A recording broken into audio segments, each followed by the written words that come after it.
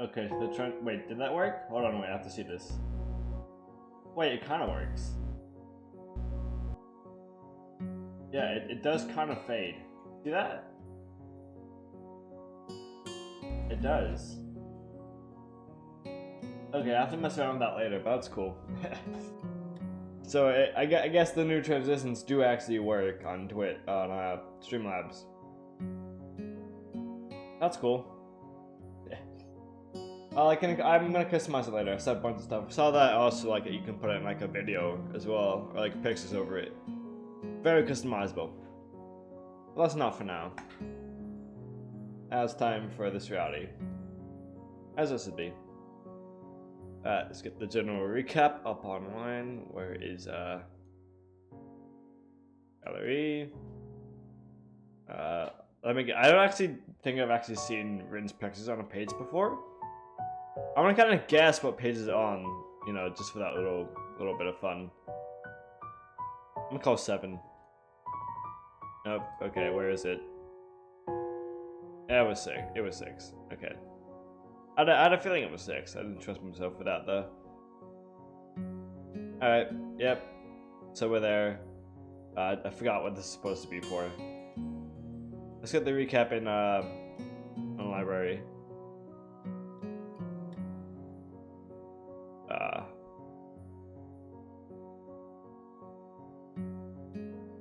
Yeah, okay.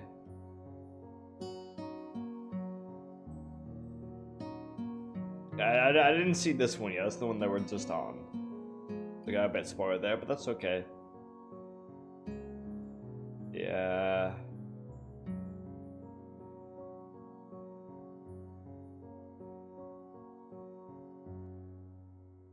Okay. Okay, this is fine.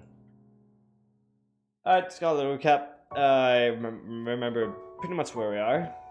I mean, there's not much to remember with written anyway. But okay. Let's do a start, innit? Oh, right, yeah, we're saving every choice now, I remember. Alright. Starts with... Yeah. This ominous line that we left on last time. Yeah, I don't know if he's coming either. He might show up later. I'm just gonna go. Oh yeah, this kind of was starting off with. Problem is I'm not really sure who I am. That's a big problem that we're gonna have to deal with at some point, probably. But for now, we're just gonna go along with the story. That line kind of freaked me out last time though. Okay, I should have skipped forward or something. Alright, whatever. It was worth it.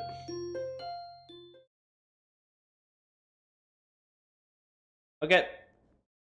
So here we are, new day. Today's art club meeting is currently on hold while everyone waits for Nomiya to show up. I take this time to try and explain my theory about Yamako Turin.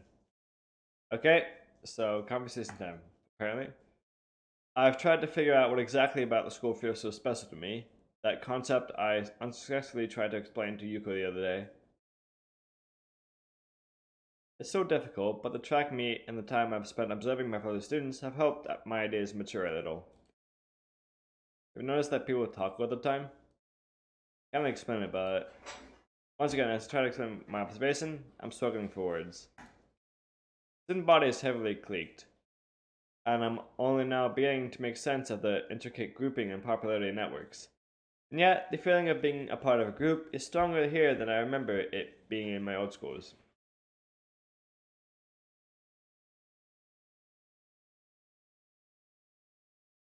Yeah, well, I haven't thought about it too much. To be honest, like most of the time you don't really get to see the lower half of the body. It's just kind of just the uppers. So I don't pay too much mind, I guess. The tire is probably the thing that throws me off most about Rin. But still not bad. Ah, I left Discord open. Dang it. Close that. Hold on, wait, it was a message from a friend. Hold on. 1 second. Okay, now. Never mind, we're good. Okay. I'm trying to say that the school isn't like other schools. Or at least the students aren't. Even after discounting the obvious. You know what I mean?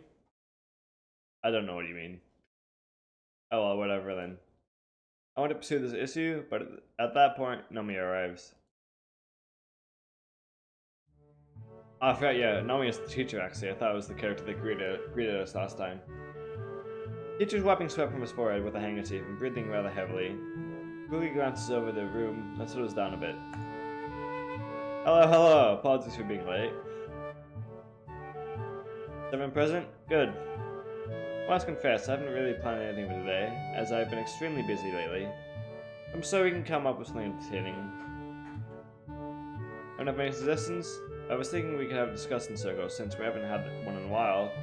I, at least, found the last one magnificently enjoyable. The what now? There's some murmurs here and there, but nobody raises their voice in support of or against Nomiya. We could delve into various movements of art, or does someone have a good topic in mind? Come on, throw it out there. It doesn't matter if silly or odd, we can always cook up something interesting. And nobody seems brave enough to make a suggestion. Kinda sad. As Aqua Silence refuses to be broken, I lift my hand in the air. Oh, he's doing it. Oh, I knew his friend sleeps have something on his mind. Speak up, my boy, speak up. Well, I don't know about anyone else, but I've always wondered why art exists in the first place. Okay, he's going into philosophics now. A voice throws off. A silence sits in the room, and nobody makes a follow-up on my meek suggestion. Ouch. Then the teacher bursts in laughter. Oh, excellent. Very good indeed. Right out of the gate with the big one, huh? Fabulous. Looking, he sifts some papers around on his desk for a few moments. When he's done, he appears to have made some sort of decision. Very well then. Let us run with this and see where it gets us, shall we? Okay, it's an idea at least. Oh my, even an old fogey like me gets excited when such delicious enthusiasm is present. Oh my, indeed. I just noticed. Do you ever want to point it out? Like, his mouth. Like, I'm not... I hate that. Next scene, please. Let me gather my thoughts a moment so I can figure out a good starting point for everyone. For some reason, the teacher seems to be almost literally bursting with excitement. He scribbles a few things down on a loose sheet of paper, then cleans his glasses with the handkerchief. Strikes a pose, then freezes for an overtly dramatic, artistic pause that spans what must be half a minute. It's so quiet I can hear a pin drop. Okay, there's the music. Get the story back on track. First, let's come up with a few questions that we want answered, such as what is art and why does art exist? Anyone have any questions that might be related? Whoever sunglasses pipes up almost immediately. Voice is soft and quiet, and I have a hard time making out what he says. What defines an artist? After him, another question comes up. If I fill a cardboard box with water and call it art, is it art? Well, no, then you'd just have a cardboard box of water, and then the water would leak out of it, and then there's no water anymore. Everyone laughs at that, even the teacher. Actually, now I also want to point out, like, there's a banana with tape somewhere on the earth that's art, so... At least that's in my reality. Great, wonderful, of these. Let me start by saying that this is not a clear-cut issue by any means, and as such, I am not going to give any answers to you. I'm only going to speak from my own perspective. Scholars have argued about these sorts of questions since time immemorial. Okay, I didn't know that was a word. And there has never really been a broadly applicable consensus reached. These isn't big words right now. There are, however, some qualities that most tend to generally agree upon. Hopefully, you should all find this acceptable as well. In art defines itself. It simply cannot be contained through definition from the outside, because the boundaries of art expand and contract from forces within. Every day, someone somewhere comes up with something completely outrageous that challenges any and all preconceptions. The faces he's making are like so weird. I'm like, can you please? The core reason for this is that rather than the rational side of mind, art appeals to the intuition, the instinct, the primal. You would find it very hard to explain why exactly it is that you enjoy some particular style or piece, no? It isn't a way for response before continuing. This is exactly why. So, art is this sort of wild, uncontrollable thing that lurks somewhere deep in our subconscious. Now, why does it exist? I might apparently expect someone to pipe up with a guess, but as nobody dares to interrupt this inspired speech, he continues. It was a trick question. See, art also validates itself. Generally speaking, you might say that art exists for no other purpose than itself, something that exists merely to leave a mark in history. It's the defiance of a mortal against the face of darkness, as was once said. Art is truly the proof of our existence. You also know that human culture and civilization are tightly tied to the existence of art. Okay. Then, what about artists? What drives a man to dedicate his life to a thing so fickle and mysterious that it even defies definition? There are as many answers for this as there are artists. But if I had to put it into words, an artist doesn't make art because he can, but because he must. Okay, you're losing me here. Amir takes a pause, and his gaze sweeps up his audience, eyes flame with passion. It is obvious that art touches the very soul of each and every human being in one way or another, so if you were given a chance to connect with your fellow man in such a fundamental way, how could you not? There's a poem I'm very much fond of, and I shall recite the most well-known part of it to you now. For that, for me personally, what possible things that encapsulates best the essence of what it means to be an artist. Now many gets to as he clears his throat in preparation. Looking at some distant place, he utters the words in the heavy afternoon air with a soft basso voice. Oh god, the music track as well, really? You had to do this to me? See a word in the grain of sand, and heaven in a wildflower.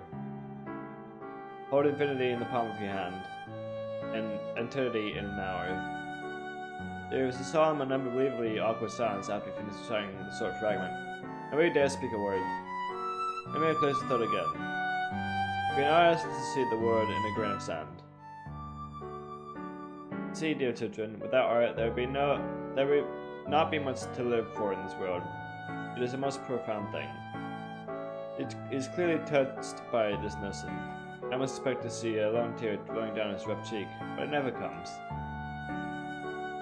Then Turin whispered her, "The house is a disgusting circle." She looks nonchalantly back at me. Previous ones were the same. Okay. I mean, it's kind of, I don't know, cool in a way, maybe? I don't know. To his credit, Nami does try to get some debate going, but the club seems to be reluctant to comply. I feel about guilty about opening my mouth. Maybe we would have been spared from this. As the meeting comes to a close, I realize we haven't once touched any paint or pens today. I feel somewhat disappointed. Emma suddenly appears next to us. He seems to be still fired up from the speech he delivered. His cologne smells musky and sarin at the same time, giving me an instant headache, even though I'm not sensitive to perfumes. He's looking at Rin like a hungry wolf. Mizuka, do you remember Mrs. Oh god, her name. Okay. This is gonna be a slaughter. Mrs. Sayo-Anji. Sayo-Anji, I'm going with that one. Who visited us at the festival. That sounded so wrong still though. Oh god. I think so. I'm going to tell you something amazing. The thing is, she's a very well-known gallerist around here. It turns out I might be able to get her to consider having some of your work put on display. Ends the sentence with a dramatic gesture. Alright, okay, I thought like I was gonna completely mess that up. But alright, I'll take it. It seems he's expecting Rin to show some sort of joyous, shocked reaction at such grand news, but she just stares at him blankly. Magnificent, isn't it? Be a good chance for us to get ahead, girl.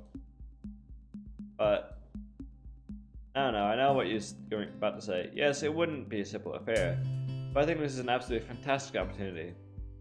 Frankly, I wouldn't be surprised at all if we even made it big. This could be the first step, and then when the word is out, we strike while the iron is hot. Right, Nakai? Well, all artists are appreciated only after they die, so about that. Yeah, it does sound pretty great, if you're into that kind of thing. See, we should definitely not let this one pass, am I right? I don't really... We're in some trouble for some reason. Can't figure out why. What Nomiya is saying does indeed sound like a possibly great thing. She looks pretty down though, and confused. Never seen her like this. So, what do you think? Ren looks up to her teacher's glowing face, and back down at her desk. I'll think about it. That's the answer I would have gone for. Nomiya is at last taken slightly aback by Ren's lack of superlative delight, and he smiles widely at her and gently pats her head. Good go. Why would you say that in that situation? Why? The meeting is finally over, and I lazily collect my things and help clean up. I start feeling exhausted for some reason. There isn't much to do, however, so it's over quickly. Catch up to Ren who left the club room just a moment earlier, so we're walking down the stairs to the glen for a while, try to get over Namiya's passionate speech about art. Ren seems to be lost in thought. Not an unusual state for her, I've learned, but something about her expression makes me feel uneasy. Penny for your thoughts? That'd be too cheap. Just ever pressing your thoughts. I wouldn't be able to sell them anyway. I'm not sure what I'm thinking yet. They'd be fraud too, like stealing a candy from a baby.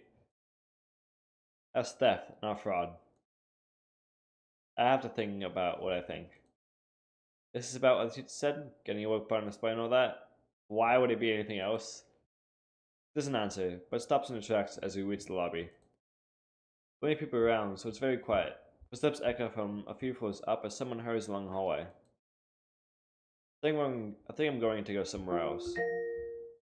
Kyle, can you check on laundry? And Kyle, Connor, do you want to go to the pool? No, how many times? She always tries to get me out of the pool. It's like pretty much every week somehow she like comes up with something stupid. I don't get it. Why do you even listen to that? Why'd I bother? Also, laundry's done. I think she really is troubled. What company? One company? Wow. I can't promise much help with the thinking, but it's not like I have much else to do. I'm supposed to do some light exercise. If you like. Oh, this is a different gate than I recognize. It leads me outside to the wall behind the dormitories. There's a small back gate there, made from the same wrought iron as the main gate. It leads to this shadowy wooden park behind the school. The gate is rusty, as if it hasn't seen much use. However, it sits open. They pass through. It's not forbidden for students to leave the grounds, but somehow I feel a little uneasy. Oh, well, there's actually just a forest here. Okay. A path leads deeper into the forest. Tall zelkova and maple trees rustle in the wind, the canopies casting patches of chill air hanging in the places where the shadows fall. This forest smells strongly of earth. I almost feel cold, even though the midsummer day is as hot as ever. Ren trudges ahead like a sleepwalker, sure-footed but with no apparent destination in mind. Her thoughts seem to be somewhere else. I follow a few steps behind, taking more care to watch where my feet land. I feel like I've seen this place before. Probably in a dream if I had to guess. The path follows the land uphill at a low angle, sometimes making little detours downhill. Fuck off.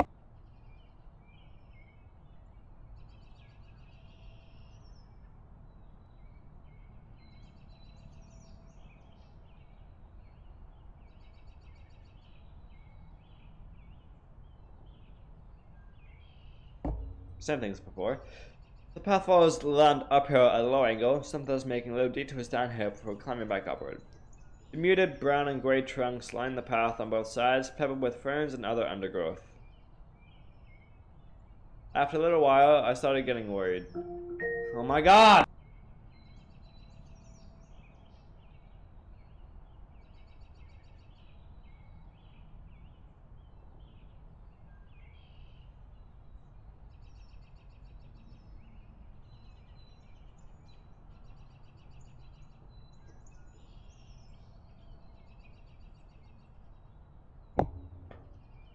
There's always a time when I start streaming that this stuff happens, I tell you. Never changes. A little bit more upset today than usual.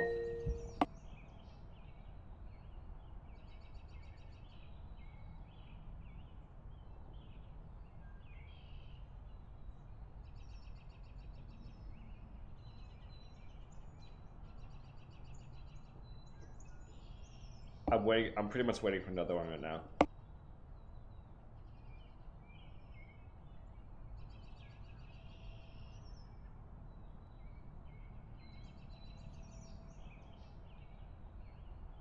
I think we're good. Hopefully. After a little while, I started getting worried. The path is still wide and clear, so there's no sense of getting lost, but it doesn't look like we have any particular destination. Nothing wrong with a bit of aimless wandering around, but I don't want to go so far that I get too tired to walk back. So I get a little winded and my legs feel heavy. I want to stop and get a chance to catch my breath and rest my legs. We're gonna keep on going. Where are we going? Are we going anywhere at all? Worry tree. There's a tree for that. This deep in the forest? I see. What exactly is the worry tree? This is a tree, like this. That's one of a particularly large maple that might or might not be the worry tree. Its those green leaves sway lightly in the breeze blowing through the small clearing we entered. I guess as much. There are people who believe that you must come here to wallow in misery. If you are miserable only by people, I mean me, and the tree isn't really called anything. Wait, what?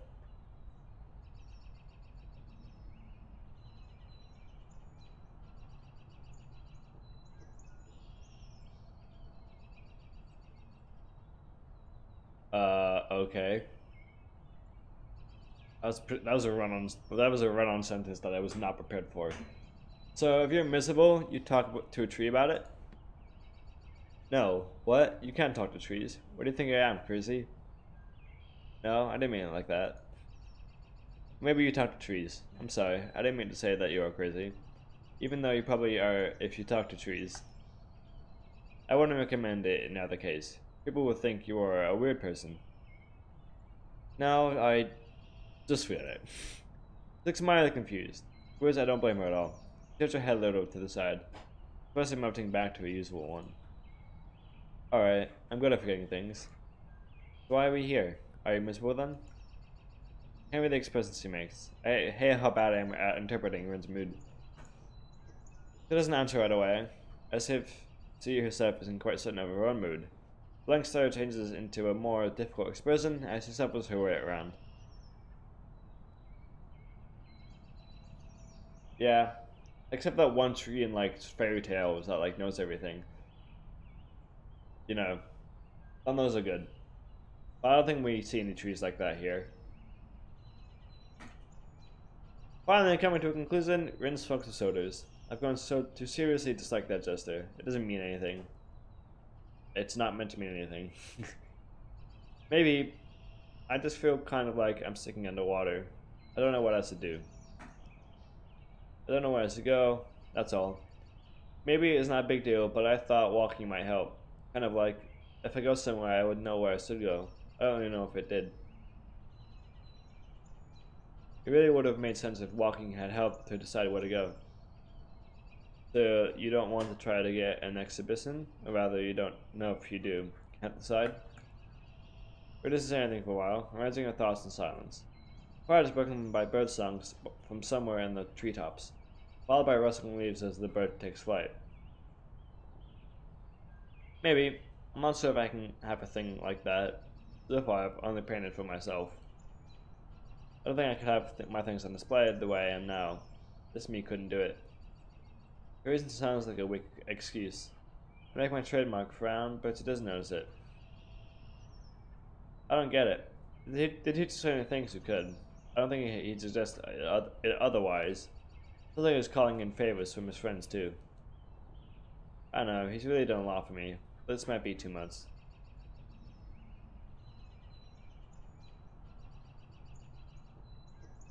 I guess so. I don't really have like a thing like that, so I can't relate to you or to Rin here. But whatever. Becoming someone who can do it might be pretty hard. Maybe I couldn't do it at all. He couldn't do it for me, and if I let him try, I'd just sink deeper and deeper. He stands in front of the large maple and turns away from me. I want to close the few feet of distance between us, and I don't know. My irritation is suddenly gone, and I start feeling sympathetic to her. I know exactly how you feel. Well, maybe I don't, but still. I think I haven't felt like I was acting in control of my life this whole year. Being helplessly, I'm just helplessly going along with the flow. Like coming here to the school, I didn't really choose it myself, and I certainly didn't choose this time of my life to learn that I have this condition. I still can't casually say the word aloud. It's like, yeah, it's exactly like being underwater. Like I can't breathe. Her turns to face me again, a sad expression on her face. That way looks so sour all the time?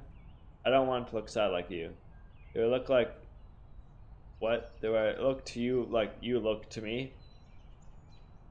These sentences are like weird, but they're technically grammatically correct. I don't look sad all the time. I just don't know what I should be feeling. What kind of face I should be making. Me neither. Do you look sad now? Not really. You look like you always do, I think. But I'm sinking. I should try to float. Up like a rubber duck.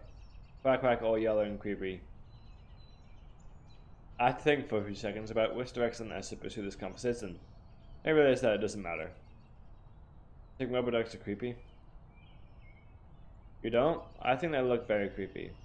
Everything that has eyes but isn't alive is very disturbing. Like rubber ducks and reflections in mirrors.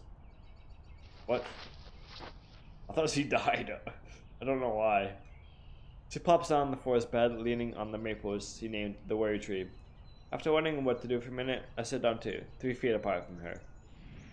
Yep, oh, never mind. I thought we were gonna get like a picture here, but alright. Forest envelops us in its embrace, and its stillness falls upon the two of us. We sit there without speaking for a long while. I can literally feel the time passing. Flats of sunlight lit a small clearing in a pattern that echoes the maple canopies. One of them falls directly on me, warming me all the way to the bone. I wonder what I could do for myself, and maybe for Rin. For now, I just keep watching her from this distance. Sometimes she cranes her neck all the way back. Sometimes that looks almost painful, and stares up at the small patch of sky visible past the canopy of the worry tree. Sometimes she just stares blankly ahead, as if seeing something just beyond her reach. She keeps whispering to herself, but so quietly that I can't hear it, even though I'm sitting right next to her. Unless she had lips moving, like she was in the middle of a distant dream. It is that right now, I no longer feel any of the intense loneliness I feel at night, just before falling asleep. I might be more like women than I thought. I can either give up and stay submerged under the weight of all the crap in my life, or try to change myself for the better. This isn't as different, yet the same. And unlike her, I know for sure that I can't stay like this forever. Have to change. What?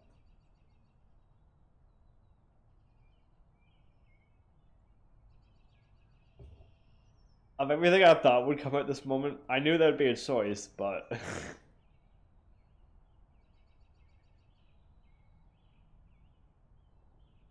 Wait, like, is this... Wait, no, but it can't be. Wait, hold on.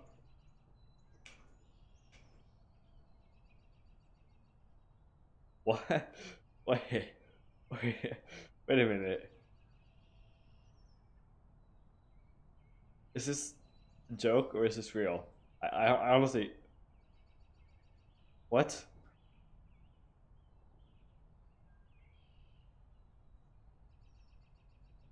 Wait, wait, but that's not... That's impossible.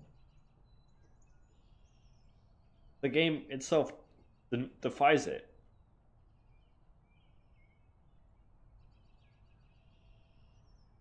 No, wait, no, there's no way.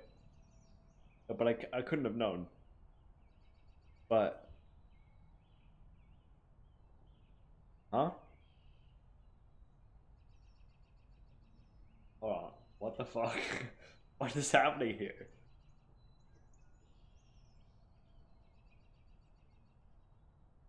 Uh, uh, but it's not possible. It can't, it can't happen. There's a clear answer, but I'm trying to figure out.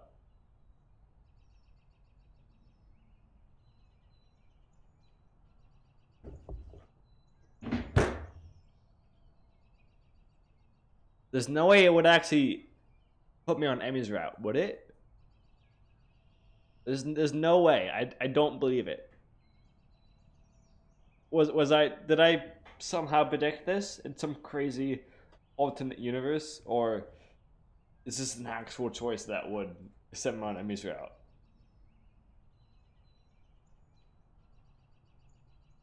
Like, there's no way I predicted. But it's like the definition of the game is that you stay on a route and then it keeps you on that route forever until you get one ending or another.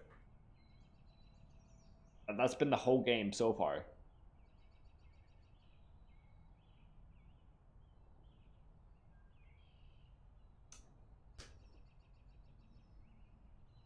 Honestly, like, I don't have an answer for this right now.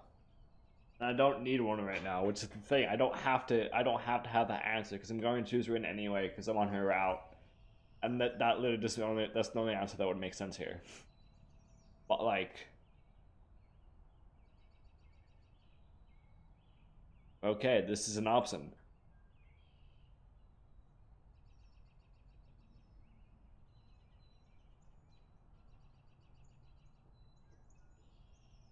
This is like such an odd choice. Like, I don't believe I predicted, like, last stream. There's no way I actually said that. I wonder if Rin would just put you on the right of other characters. There's no way I got to that point. How is that even possible? Alright, well, we're going down to hell. Do it. I could probably do it. Even though she seems to doubt herself, I have no doubts about her strength. She can do it, even if she can't. Makes me feel a little better, bit better too. I'm leaning back against the tree, breathing out deeply as if for the first time in a long time. Stay that way in the smoke clearing until the angle of the sun changes and the chilly shadows deepen. No longer warm where we sit, we leave the forest, returning along the same path we took coming in. It doesn't seem like Rin has come to a decision. I don't know if it was a bad idea for me to come along. It's alright, I don't mind. I'm sure the trees and dirt and rocks won't mind either. Did you mind? No, not at all. I think it helped me too. While we walk back towards the dormitory, the sky is changing to a deep ultramarine. The first summer stars twinkle softly from between spots on the canopy, barely visible like tiny fireflies. I become very self-conscious about Rin's presence. I haven't thought much about Ghost since things fell apart with Ironico. This is kind of the same situation as then, but to be honest, I don't really think it really counts for much. Not with Rin. And yet, it feels good walking next to her, even if it isn't anything more than this. At first, I think Rin agitated me quite a bit with her unpredictable behavior, but recently, I feel I haven't had to be on my toes so much. I managed to let myself go a little. Makes me feel satisfied, even though ultimately I think it's more thanks to Rin than myself.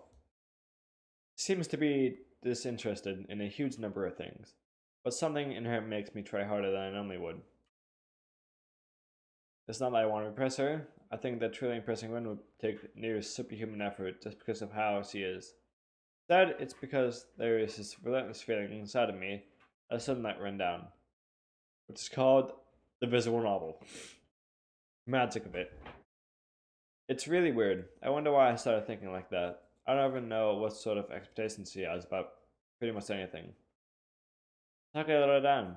Rin has this unamusing air around her, but she doesn't really talk about stuff very often. Even today's confession of her self-doubt caught me a little bit off guard. I think I want to talk more with her. The realization suddenly dawns on me that Rin is basically the only person I talk to nowadays, apart from whatever I have to endure from Susanne, Misa, or Kenzie. I feel slightly depressed. It's gonna be one hell of a trip, I can tell you that, dude. Before one of the dormitories, as if summoned by my dark thoughts, you run into Kenji himself. No. Why? It was very odd seeing him outside, breathing fresh outdoor air. At least it's already dusk. Honestly expect Kenji would disintegrate upon direct exposure to the sun. Kenji himself seems very insecure as well, sitting around like he's waiting for something, but doesn't know himself what it might be. Hey Kenji, what are you doing? Well, Kenji with another person? Jesus Christ. Hello. That was not the correct thing to say. Just say nothing and walk right past him. They've summoned the beast that is Kenji. Who are you? It's me, Hiso. I'm not sure if you know Tezuka from class 3-4. As far as I can see that not only he doesn't know Rin, but he also can't see her from the short distance. Wait, the fuck? What's up, dudes? Oh, he thinks... Oh. He thinks she's a male. This is not gonna go good at all, oh god. Kid just thinks enthusiastically forward, almost straight into Rin's stomach. Looks as us with Anna and confuses him into a closes the door and tracks his hand. There's something almost cool that he wants to do with social awkwardness. It's not like I'm the most suave man on the planet, but I don't think I'll ever be able to even approach Kenji's level. Well, Rin spoke though, and I don't know what kind of voice Rin has, but apparently it bypassed Kenji's detection systems. So, okay. Kenji being Kenji though, I don't even know what he's thinking at the time. I think I respect Kenji a little bit more. So you're waiting with someone? Vince close and lowers his voice to an agitated whisper. This person was just twitching. Come on man, you know I can't talk about stuff here in public. They might be listening. I'm going to have to go pick up some stuff from somewhere. I don't want those snipping student council hags to get on my case. Also, I don't trust your friend. Nothing personal. Are you serious trustworthy? Oh no. This is a ticking time bomb if I've ever seen one. Oh god. Good thing consider telling Kenji about Rin Cinder, but as it might end up badly for one or both of them, I decided against it. Yeah, I'm sorry. It turns from me to Rin. I immediately get the feeling that I have to prevent them from talking to each other with whatever means necessary. However, there's little I can do now, apart from physical violence. In that case, would you be interested in knowing about the worst threat to mankind since they invented vegetarianism? Sounds like a vacuum cleaner salesman.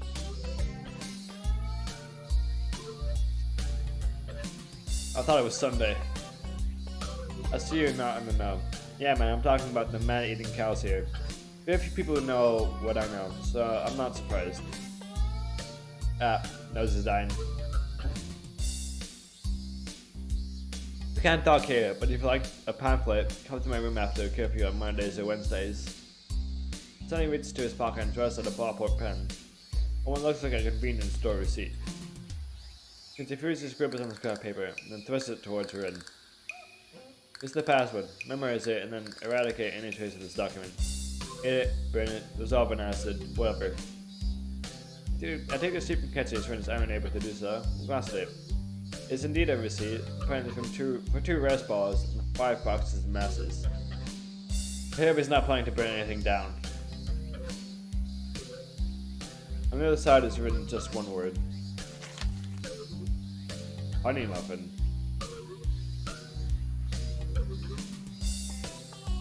God. Every time I spend more time with Kenji, my brain just gets more confused. I saw it to Rin too, but still no reaction. Thank you. Yeah, he's so. You're still in our club? Club of Dark Arts. Fine art. Anyway, yeah, I actually just had a meeting today. You got your wits about you? No city mind tricks going on? I think most of them, but I have to be on top of things. I get caught up with my pants down. Speaking of which, just really take showers a bit later. I respect that person's space. Nothing personal. Guys looks around us if he hits something in a stranger's jacket. Okay, guys, good night before it gets too late. Hey, dudes, good luck. What the hell? Chris takes off rapidly towards the main gate and looks after him, frowning. Walks up to Kenzie's diminishing figure in silence. What's wrong with him? Technically speaking, I think he's legally blind. Oh, I see. That's it? That's like you just accept that as the answer? Something's wrong in his head. Like, we gotta...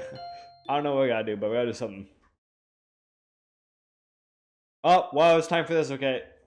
This was, like, way fast. Can immediately tell from the level that it's not about first amount of any sort. Someone actually wrote me an unfastened, handwritten paper letter. We know exactly who this is. Who bothers doing something like that in this day and age, anyway? Yet, as unlikely as the prospect of receiving one sounds, there's definitely a letter lying on my desk. Yeah, I guess it kind of works like that. Kind of right. I have a speaking head is in mind, though. You know, that meaning of it. It's weird that head has, like, the meanings of the actual head and the meaning of the brain inside the head. There's just a bunch of heads that nobody can really make heads or tails of. It's weird. Letter time. Definitely. I was kind of trying to speak like her then. It's a little easier than you think. That's for the day are over. Still feeling pretty full from the big lunch that I had unexpectedly eaten at the cafeteria, I returned to my room, planning on finishing my homework and probably skipping dinner, or at least just eating light. I feel like I need to eat less than I used to. Maybe I don't use that much energy, not that I don't do much beyond reading. However, the letter on my desk has naturally caught my interest. It's the first piece of mail I've received here at Yamako, so it feels special even if it wasn't coming. English. Don't fail me now. It's the first piece of mail I've received here at Yamako, so it feels special even if it wasn't something as rare as a handwritten letter. I'm gonna have to start speaking in syllables at this point, dude. I'm getting really frustrated with my ability to speak. Like, it's just annoying me beyond heck now. What causes me even more trepidation is the name of the sender, written neatly on the back of the envelope. Ironico. I have no idea why she would write to me. I haven't been in contact with anyone from my old school since I transferred, and Ironico is the last person I'd expect to want to write me a letter. The last time I saw Ironico was terribly awkward, embarrassingly so. She came to my hospital room, poured me an apple out of courtesy, and then we practically sat in silence for half an hour.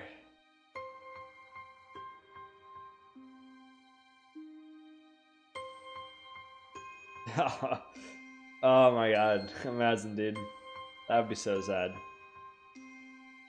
Goddamn human life. She said goodbye and didn't look me in the eye when she closed the door. It might have been a natural end to the series of visits that would be probably pretty painfully for both of us.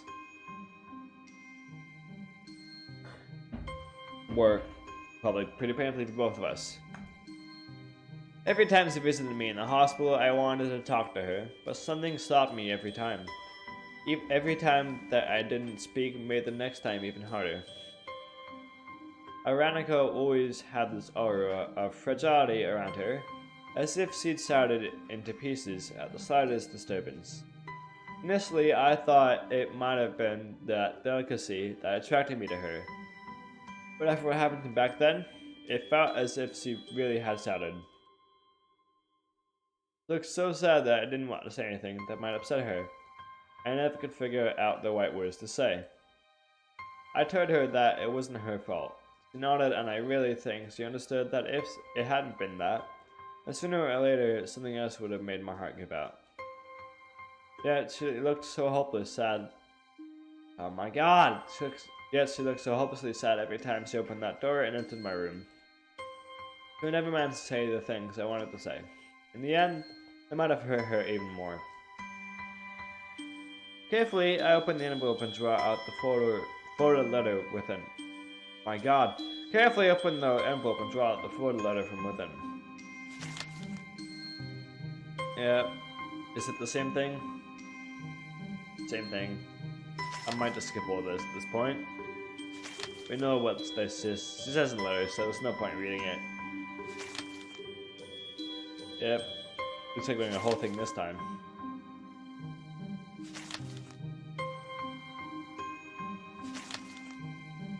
There's a lot more. Is there more here? I'm gonna read through it, actually. Forget this. I might not speak aloud, though. Because, you know, we know what happens here.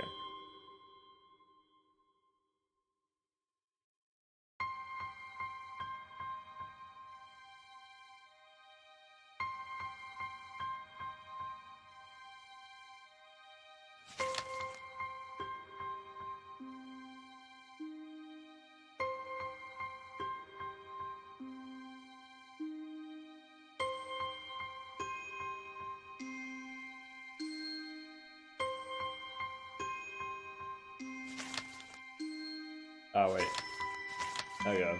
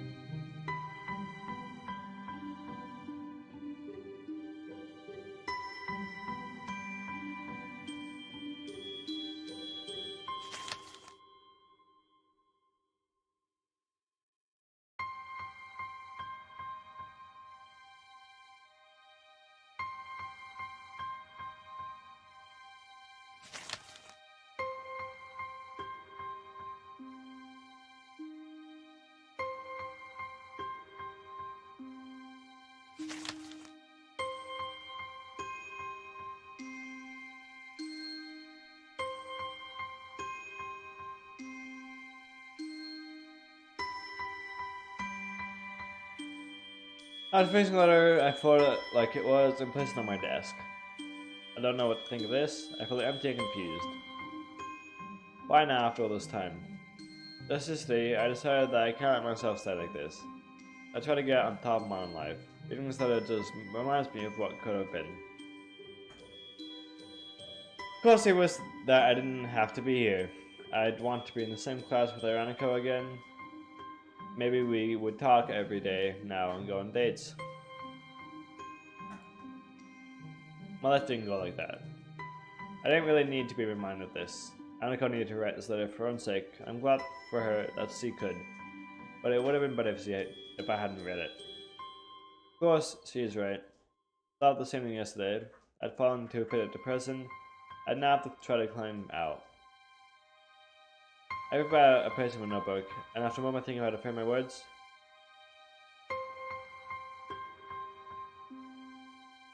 I swear to God! On this route, this one, really? Of all the other ones, really?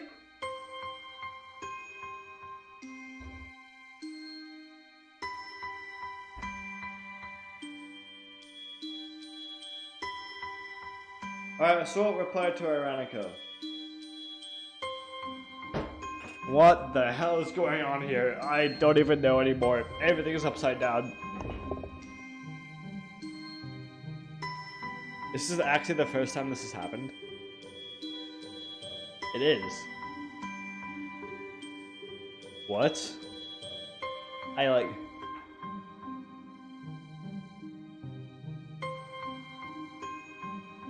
I tried so many times. I hoped for so long and then I gave up hope and now I get it? You're kidding me.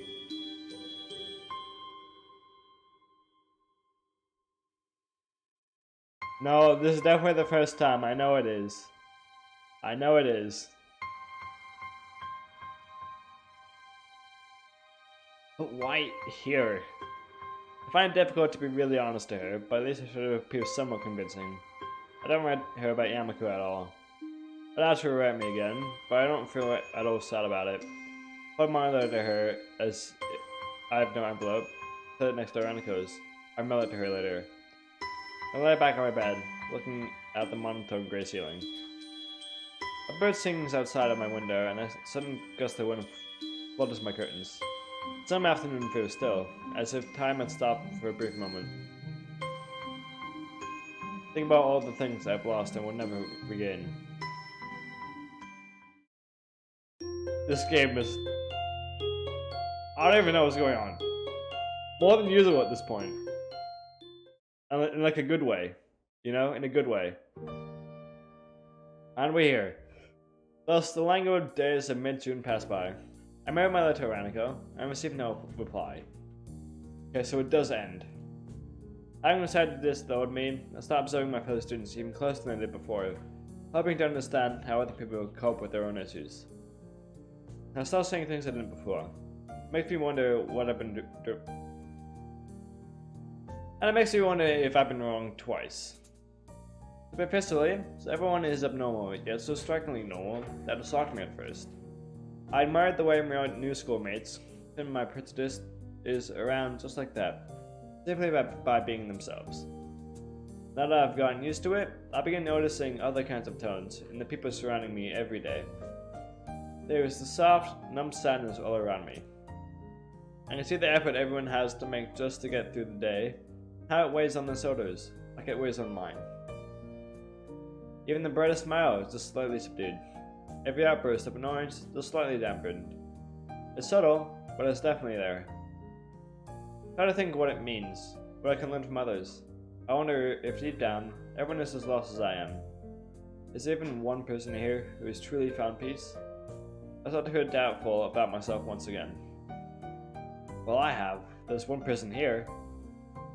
I can't decide whether these people are happy, unhappy, or if they just learned to cope and now live in an unfeeling limbo like I did all spring. I escaped from these feelings into the towering piles of books I carry to my room from Yuko's sanctuary. After realizing that this would just suck me down even more, I started going to our club's room more often, usually whenever I can. Rintu seems to spend more time in there than in her own classroom. I've often seen her totter towards the door at the very end of our corridor. That wooden door and the room behind it, smelling of paint and paper, seems to mean more to her than the rest of the world combined. Ah. Yeah, okay, well apparently pressing that button removes the text box. I didn't even know that until now. She says she is supposed to be missing to use the room, so I don't doubt at all. I don't think Namiya would deny her in anything. Seems to dote her like an uncle upon a favorite niece. The object of his affection, however, has no favorites. She says she appreciates the teacher a lot for going the extra mile for her sake, but even when she says that, the expression is the same as always. It's as if she is talking about a particularly unremarkable rock that she saw the other day. Can't really figure out their relationship. It doesn't seem to let anyone close. I don't think Emmy could say she's crossed the gap that seems to separate Rin from the rest of the world. I don't understand it. It seems so different. Yeah, it's so passionate at the same time. Somehow the school bell rings the last call of the day. It feels like this is the end of the route, somehow. It feels like that.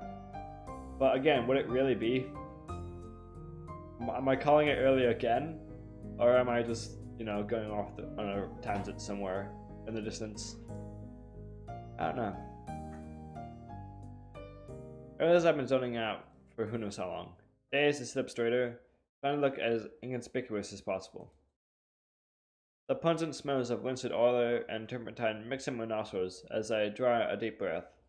I feel drowsy and lightheaded. It's already this late and a few club members left early, so it's just me, Rin, the teacher, and two other girls who were also about to leave. No, okay, we're still on the route. Good thing though. I thought we were about to get subbed off it or something. We're sitting to my right, slowly walking on a painting while I'm idling the time away. I don't think she realizes I've been watching her this whole time. With a normal move of her delicate ankle, she dips the brush into the crimson paint and brushes lightly onto the canvas. A stain spreads around, as if the brush was bleeding. Progress has slowed down to a crawl, and I have learned that this is dangerous for her technique, as the paint must not be allowed to dry before she's finished. It occurs to me that I'm literally watching paint dry. Yet somehow I'm not feeling bored, despite spacing out just now. Most of the time, the art club is very relaxed and free-form, apart from times when Naomi gets really excited about some technique or a style he wants to teach us about. Everyone is free to pursue their own interests. Lacking one, I keep floating around without a direction. Try this and that, but nothing really leaves me with a deeper impression. Not to mention that I don't seem to have a special knack for anything. Well, I did get praise for my attempt at watercolors, and I felt pretty good about that myself, but that's it. I suppose it's to be expected.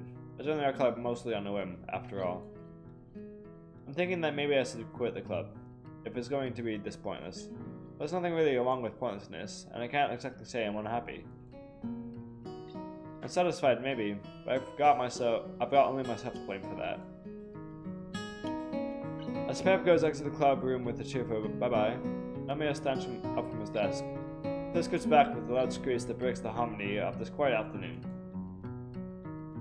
He taps a pile of papers in his hands twice against the tabletop in order to straighten them, and stretches his back. I have a faculty meeting to attend, so I can't stay. I have to do some paperwork later, so if you want to stay we can talk then. Sorry about this. There are two people here, but he's really talking to only one of us. Now he spends extra hours of his time mentoring Rin after official club hours are over, and I'll bet he'd like to discuss his plans of getting Rin's art into a gallery a little more. It's alright, I think I'll probably be here, but it's not a big deal if I'm not. I don't really have much going now. Rin answers without moving her eyes from her work in progress. None of her voice is neither the polite kind expected when talking to a teacher, nor her usual monotone. So I will need to send a search party if you aren't here? Yes, no thanks. I don't like the party. We can talk later. That stuff again. This pervert. I feel like it's a pervert. I don't know why. Feels like it now. Whatever. Smiling, the teacher picks up the rest of his papers and makes his way to the door. He glances at the clock above it and then at my watch to double check. They're 3 minutes apart, but nevertheless the club meeting's time is over now. Ren seems intent on staying here to work on her piece while waiting for the teacher. Can't quite imagine what their one-on-one time would be like. Will they actually discuss anything? Ren is always so subdued in what she says. When she does say something, it's difficult to understand what she's talking about.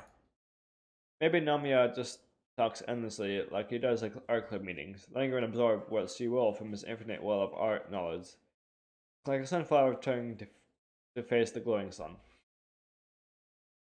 Mind if I stay? I thought maybe I'd give watercolors another try. I blew out the excuse sort of accidentally, embarrassing myself. It doesn't take our eyes off her painting. Okay. Sipped around in my chair, then get to fetching a cup of water, brushes, colors, and some paper. Then my footsteps and fades the still afternoon air. Before starting, I try to recall what the teacher told us. An important philosophy of the medium. Working with watercolors means more working with water than working with color. I try to keep that in mind, and I dip my tiny saber brush into the water cup. Mixing yellow and blue, trying to capture the sunlit treetops outside of the window. The sun is low, so the yellows are more pronounced and everything looks darker. I still can't quite connect what I see with what my hands does with the paints, but it's a passable attempt for my level. After a while, I start losing my focus and move the paper aside, deciding to watch Rin work for a while instead. Wait, I just saw a message from Aragon. Is he coming? I don't think he was. Oh, that's a little glitch on the game, but okay.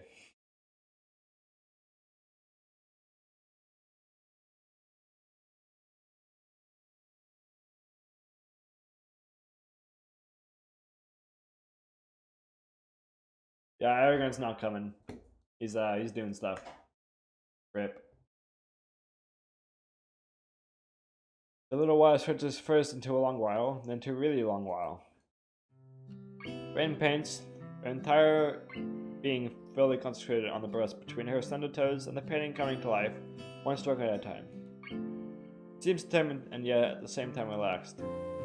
Effortlessly moving the brush around, never hesitating. Follows me in part, makes them cover each other on the canvas, bending to a quiet wall. I don't know anything about composition, structure, any of that stuff, but I really like Wynn's paintings, like how she looks when she paints.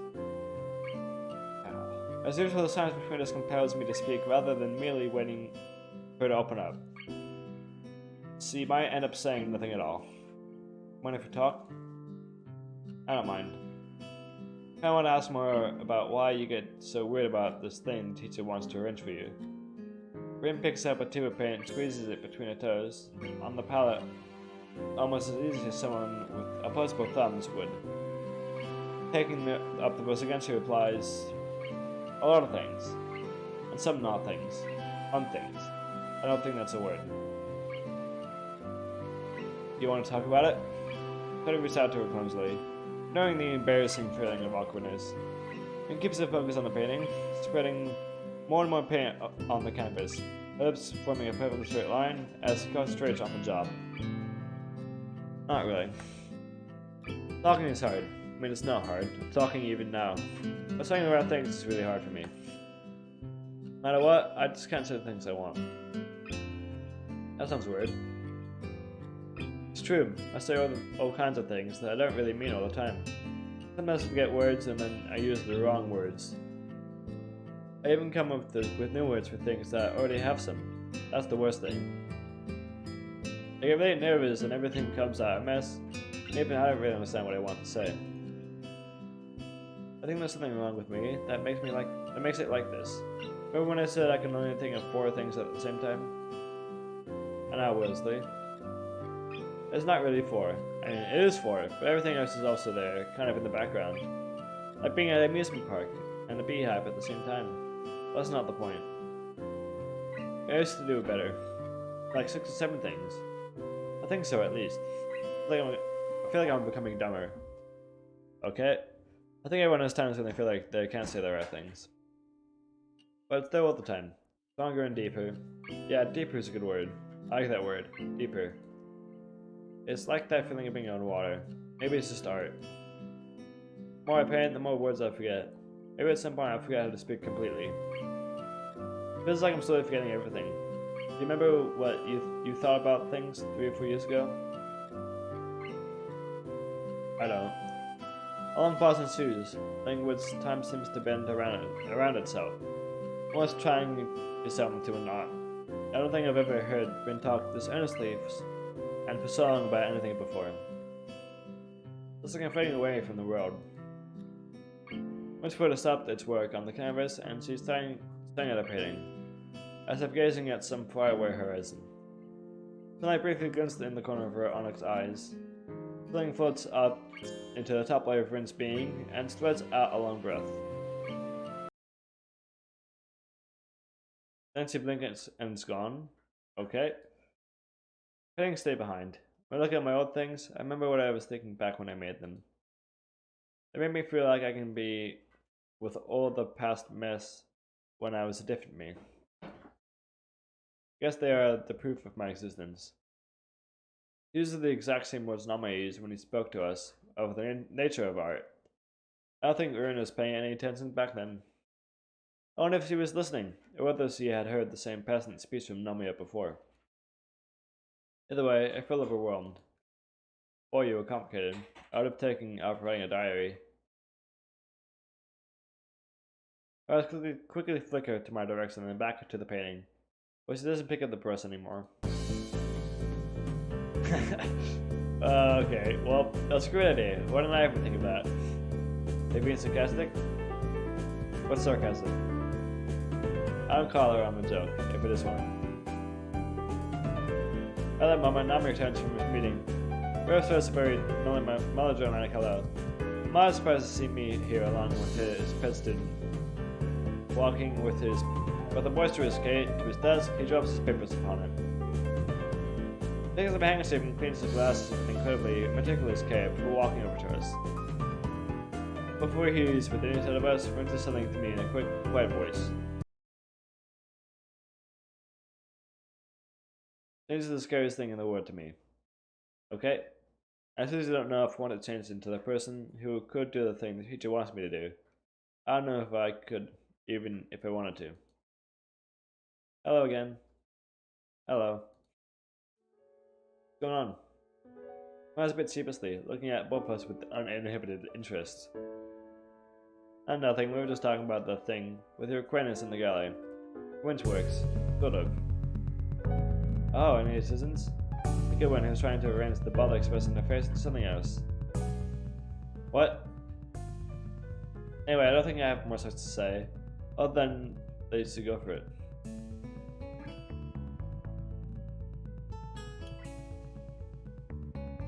Okay, well, well,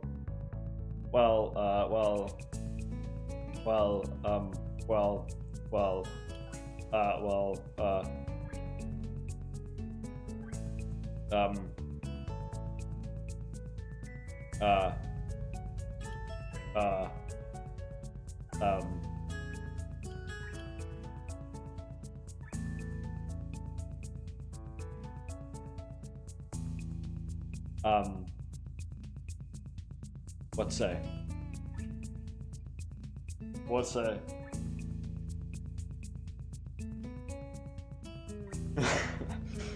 Okay, right. Let's bring it with him. Selling all possible outcomes of every single choice.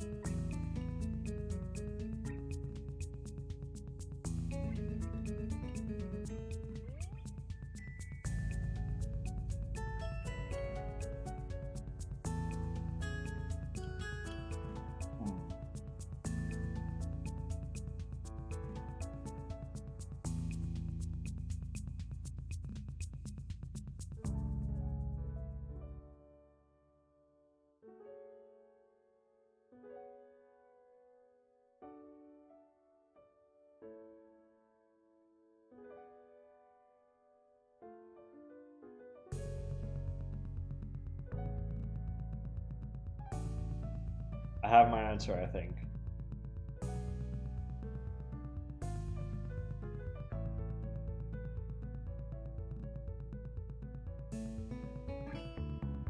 I do have my answer. It's the one most unlikely that they're the two choices. There's maybe a bit of like aesthetic coming into me. But like the first one and the third one, like they're kind of the same. They're kind of both from his perspective. But when the second choice is up, you know, that's more like her talking about Rin herself. And again, from before, like she doesn't know who she's supposed to be, so at least I can try to help a little bit by guiding her by saying this. Maybe it will help a little bit. That's what I think. Here we go. This isn't like you. You tell me that people should do things they can't, just because they can. Now you're being all wishy-washy yourself about something that's important. I don't think I want to talk about this. I'm going. Sit.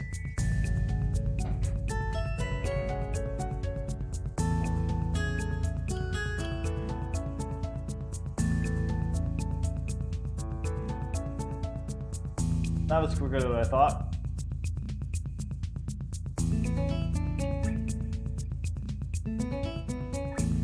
First time I said trust out of the room without anyone saying anything more. I'm sorry, I think I made her upset. Hey, don't worry about it. This will be fine, I'm sorry. I'll talk to her later. I'm gonna look at me over a circle of pink glasses, smiling sympathetically. I made friends with her then, okay? Well, something like that, I guess. Depends on how you look at it. To be honest, I'm not really sure. It's not like me and Rin just tend to hang around each other irregularly. Talking or not about something that more often, it was almost some twisted mockery of philosophy, rather than normal, everyday things like that friends chat about. Well, that's so good, isn't it? You're a new student and we should be promoting integration into the student body and such. Can't remember all the buzzwords they spew out. Particular faculty, and Yamako from Daisy meetings. Foundation. Well, that's how it is. Shizuka isn't the most social person around these parts either. Yeah, that's definitely true. So she's talked about my suggestions to you. Oh no, not really. I think it's been more me pressing her to decide something. Maybe I shouldn't have. No, I'm sorry, it's fine. I'm too soft for it, even when I shouldn't. I really know how to handle Shizuka. She's so independent and willful. I wonder if this is what every old geezer I have an art teacher who got his hands on a young and fiery prodigy felt like. Stop with that tone. He chuckles ironically to himself a little bit, staring to face Friend's latest work, which he left drying on the easel. It departed so abruptly that I wonder if she considered it finally finished. Let's see the painting then. Leans in closer, peering at the canvas. Draws you in, doesn't it? Emma stands back straight. Face a dreamy, nostalgic facades. I don't answer him, as he seems to be taking my agreement as a given. Sometimes stay here after hours to look at Shizuka's paintings. She's really just prodigious. At such a young age, I get serious just thinking of what she could become with a few more years of refinement. That's what makes an artist, remember? This is it. Take a piece of the word and reshape it in their own image. Metaphorically, of course. Looking at her makes you wonder what the world looks like through her eyes. It's a wonderful thing, to be young and full of passion. The most extraordinary time in your life. You would do what to remember that, okay? Yes, sir. It's so silly. People always ask artists, where do you get your ideas? Does your ideas something sold at the market for pocket chains? You can't explain inspiration. For people like Shizuka, it's like breathing. It's an instinct. I mean, maybe one or two with the same kind of raw potential, but no amount of potential will amount to anything if one doesn't work to realize it. Practice, technique, skill. Go for an hour every day for a few years, and even the most helpless case will become a passable artist. Shizuka is not brilliant because he was born with a natural talent for this kind of thing. It's brilliant because he works harder than anyone, ever since he learned to hold a pen, most likely. And all of it with a feat, no less. Absolutely phenomenal. Sam's funny lands in the clubroom as normally lets himself get drawn back into his painting, suddenly remembering of something towards the still wet canvas. What kinds of things do you paint yourself? As if waking from a reverie, he looks at me, surprised at me talking to him. Oh, I don't. Not anymore. I became an art teacher only after my career in that field came to an end. Now I just pass on knowledge to the next generation. Right now my answer is curious, both giving and withholding information. I feel like asking more, but it cuts in before I get the chance. Nice to move along, my boy. It's almost dinner time, isn't it? Yes, sir. Have a good evening. You too. I quickly collect my stuff and step out into the deserted hallway, leaving the teacher alone with his musings. The weekend will be here soon. It's amazing how fast time flies here. I promised Emmy I'd join her for the celebration of her triumph at the track meet last week. That's to be plenty of fun. Oh, we don't get to see that because the game doesn't have a scene for that. That's cool.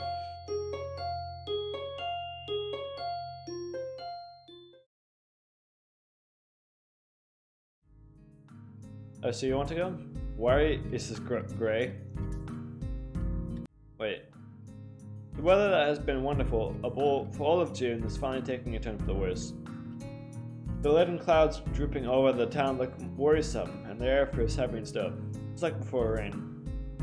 The forecast says there's a 60% chance of rain this afternoon. Maybe this will mark the beginning of the rainy season. But I'm sorry, I've been waiting for this all week. Ah, okay. This is this point, I think. Yeah, it's the same point in the story. Emmy has planned a picnic at some nearby park, with snacks aplenty brought from the convenience store, but with the weather this gloomy, it seems risky. We asked some other people to come too, but they didn't want to go because of the weather. We have to prove them wrong. Wrong how? You know, like how it always rains when you think it won't, and when you think it will, it doesn't. Well, we'll go no matter what, so it's a win-win situation. Okay? I'm going without sweets for weeks because of the practice for the track meet. I can split on anything I want. I think it's going to stop me now. Tell you all about a healthy lifestyle and stuff. Alright, so you understand so little. There's not a single girl on this planet who doesn't love sweets. I don't like sweets. Got him.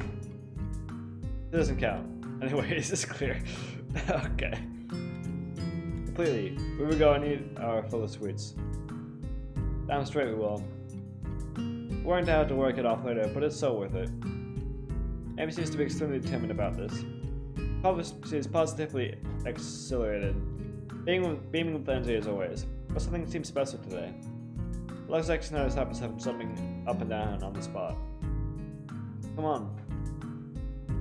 We grasped the wooden handle of the umbrella I brought and started to follow the two girls. I seem to have no qualms about leaving me behind if I keep daydreaming. My umbrella is really fancy, the old-fashioned kind with a curved handle and a metal spike on the end. It used to belong to my grandfather. It looks like an antique, but it's in really good shape, almost as good as new.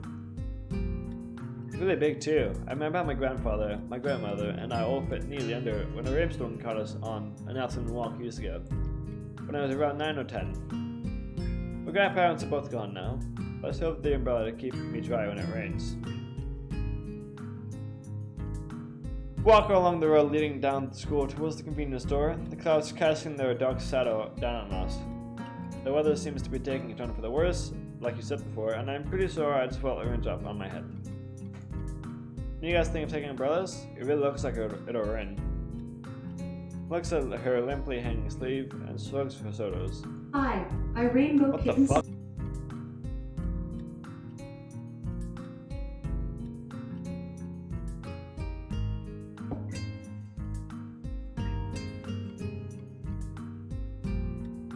Oh, did you hear that? What the fuck?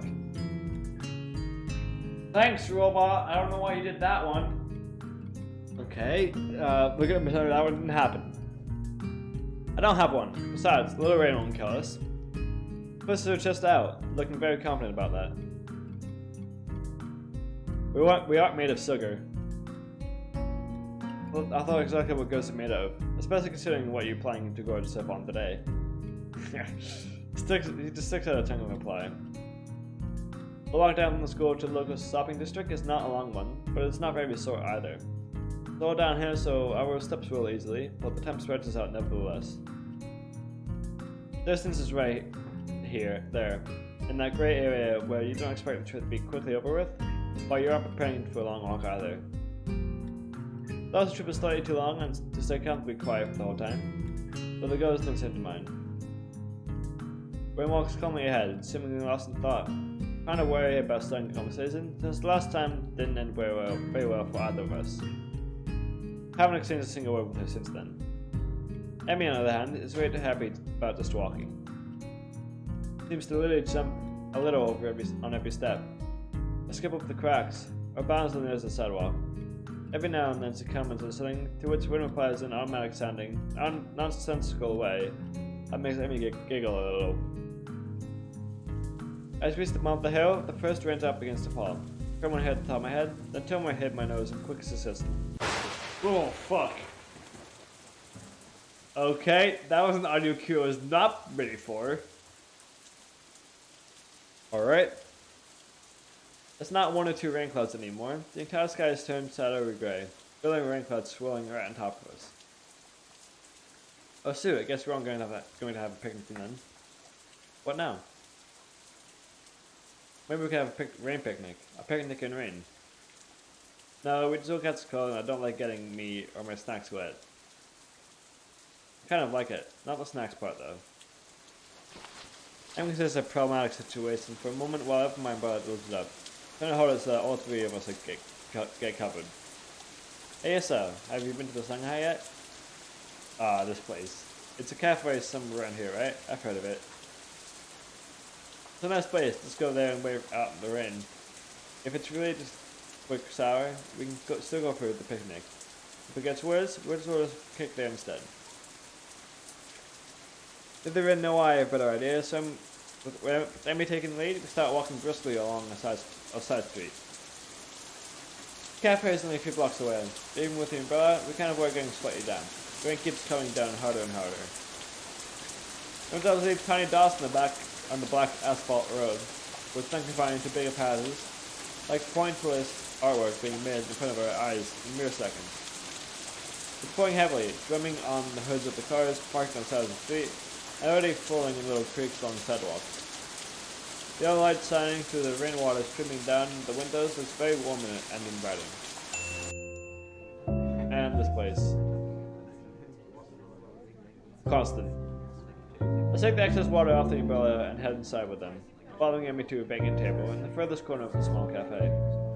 The place is almost full. Apparently other people have the same idea as Amy. And now we are all stranded together here at this cozy little place. Harness wooden pillars and paper screens mixed with Persian-style tables and chairs in discordant harmony, the contrast of all of them. Light does place quiet in the background, though it's mostly drowned out by the murmur of the customers. There's only one waitress serving the full house, randomly gliding from one table to another and trying to keep up with everything. To my surprise, I think I recognize her. Lost of a tray of teacups and pastries to another table taken by Yamaka students. I take an order from a middle-aged couple, sitting across from us, but we're finally turning to sip us. Go? As she's close and facing me, I can see that it really is her. Part-time librarian of Yamako, and the full waitress attire. It's a pretty cute outfit, and she has tied her hair up in a bunch of mats. It's a completely different image from her mousy, plain style at her other job. Yuko blinks a few times looking confused, then remembers that she was about to say something. Welcome to Shanghai. You work here too? I thought you were a university student or something. Yes, that too. It's a part-time job, as you can see. It's Sunday, so there aren't any lectures. Good thing too, since they has been so busy, I'm wishing for another pair of pants. Anyway, I'm in a bit of a rush, as you can see. What can I get you today? I mean, it doesn't hesitate for a second. It has glitter like those of a kid in a candy store. Here for everyone, and a cake for me. You guys stay as formal and professional looking as possible, smiling cheerily at my ravenous companion. Ah yes, today we have a choice of strawberry silk cake, raspberry layer cake, or lemon burn dry pie. That was terrible. Strawberry, no lemon. No, actually I'll take both. He looks at me in silence. I'll just take the pie. Nothing. Amanda makes a face at her as though she had bitten into a lemon. She's clearly unhappy with her for not joining in. Oh, come on, Rin, that's not polite at all. Nothing, thank you. No, you silly. I meant that you should order something too. I'll take a straw then. My feet are all wet. Okay. This is, something. Sorry? Drinking kind of straw. One, please. Because obviously I'm sort of what to think about this. She finishes with her pen and stays stationary for a moment, looking like she's about to cry. Before saying we finish ordering. Thank you very much. Bows down a little too deeply and scampers to safety behind the counter. After it is over with, everyone has to relax a bit and take a better look at the surroundings. Almost every table is occupied by people happy to be out of the rain, thankfully sipping their tea while waiting to dry off. Arguments of grumbling about the lazy weather or discussions over recent homework carry from nearby tables to my ears.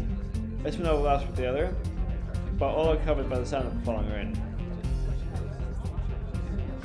After a while, Yuko returns to our table, carrying a tray with a huge teapot, 3 cups, and a slice of cake and 2 slices of pie.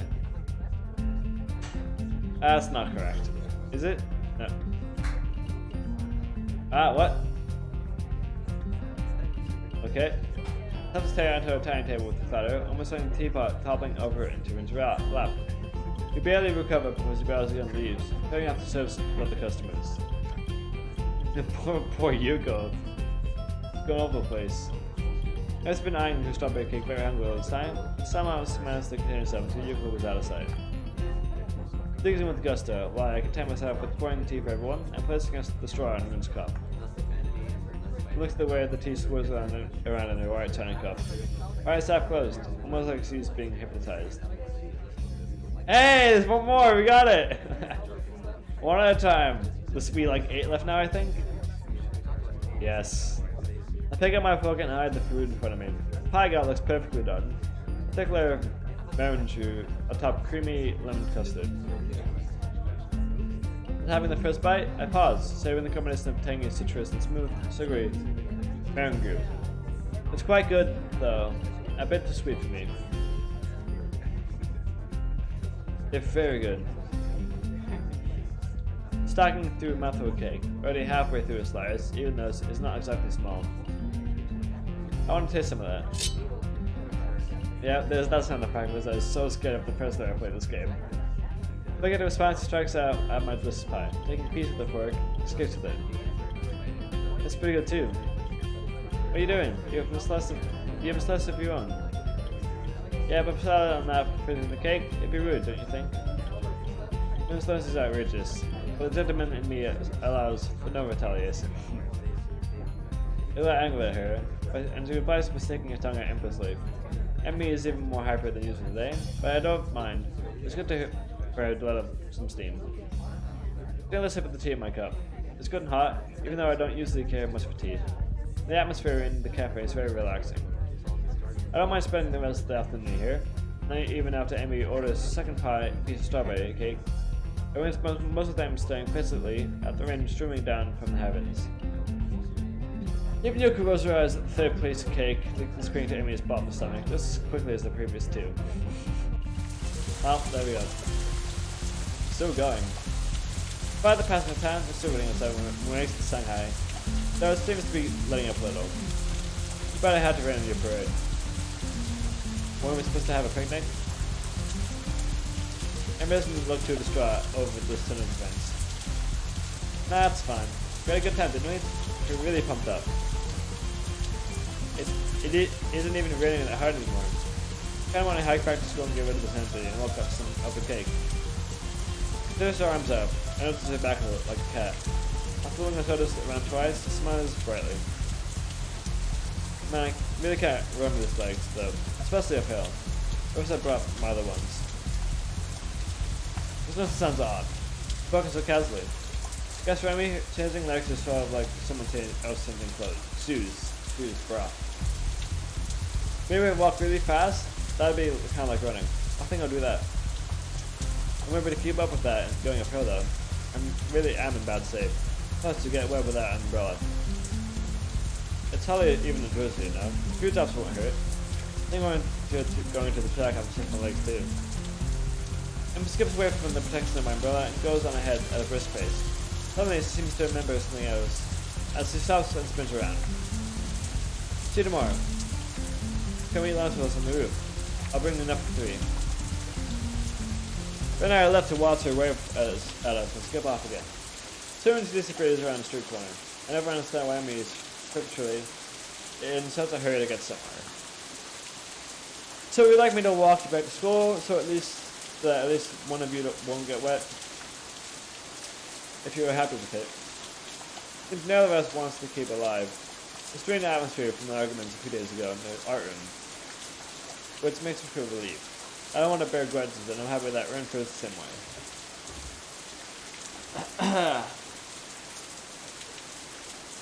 Thus, it is decided that we are content with each other's company for now, and we start walking in the same direction as Emmy, albeit at a considerably calmer pace.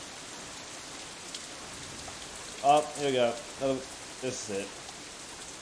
Just gotta figure out who is who at this point. I got a bit close to Ren. Even though your umbrella is already big enough to shelter us both, I can feel her nearby warmth, providing a contrast to the chill of this rainy weather. Her job setting the umbrella make a distinct-ish sound, playing the staccato melody of rainfall for nobody in particular. I always haven't been outside in the rain in what feels like forever. I inhaled, taking in the scent of rain, feeling the weather with all my senses. The world melts into a blur inside the rain. Clouds of the sky deepen from grey to dark blue, with hues of red added to the mix from the sunlight reflecting off the clouds. The low-hanging sky looks pretty, as if I could reach out my hand and touch it. Have I told you how much I like the rain? It's like painting. It makes me feel connected. Almost like my thoughts when that's at one of her own. I slipped out of my mouth, just looking around us gently. Everything looks so soft, like the elements of things just disappear. I like that. It's like the rain is hugging me, Voice sounds different from usual. More gentle, now and soft. I wonder if it's only because of the rain, or because of the mood the rain brought upon the quiet artist girl.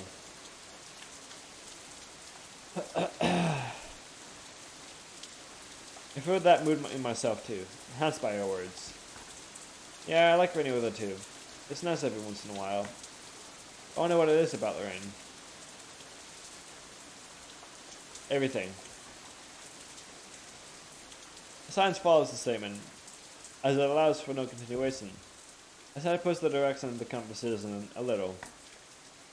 But, you know, if you like the feeling of being connected, what's the problem with showing your paintings to others? It's a pretty cool picture. It's normal compared to a lot of other pictures in the game. But in that way, it's special. You know? Don't you want to be connected to other people? It's not the same thing. You're comparing apples and squids. I brought up the subject we wants to avoid, and it sets it down again. Chris says hanging between us for the rest of the trip back to school. I can't help wondering what on earth I could have said to truly reach her in. Does she feel that she's lacking in identity? She's a strong personality. But first to elaborate, not sure I could describe her accurately. Feels like a person who is in constant conflict with herself. Never know what to expect when I talk to her. I wonder how herself experiences that disconnect. If Ren is asking herself every day, who am I? And obsessively paints images to define herself day after day, what does she think of that way of living? Irony is, that's the exact same question I've been asking myself for the past 5 or 4 months. For me, it was miserable. I can only assume that it's the natural state of being for this girl. When we stop in front of the dormitories, Rin turns to face me, as if sensing my thoughts from afar. The gaze travels emptily past my left shoulder into the shapeless rainfall. Her dark eyes seem to suck the low ambient light into themselves, like a reverse mirror. The empty gaze lets nothing out. If I want to understand what's going on behind his eyes, I have to work it out myself. He opens his mouth and closes it without saying anything. Silence lasts a few more moments before he's taking a step towards the dorm building door. See you tomorrow. And that's it. Okay. That was like... Okay, the rain was pretty unique, I guess. Was that even an Amizra? I don't even know for sure. Well, we're back now.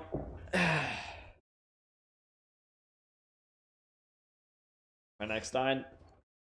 The next morning, like every second Monday morning until he says otherwise, I have an appointment with the nurse. They allow me to skip part of my first class in the morning, and I don't feel any shame in skipping the rest either. Rather than being thankful I get to miss the whole world history, I instead feel dread when I think about these appointments. No, I meant the rain specifically.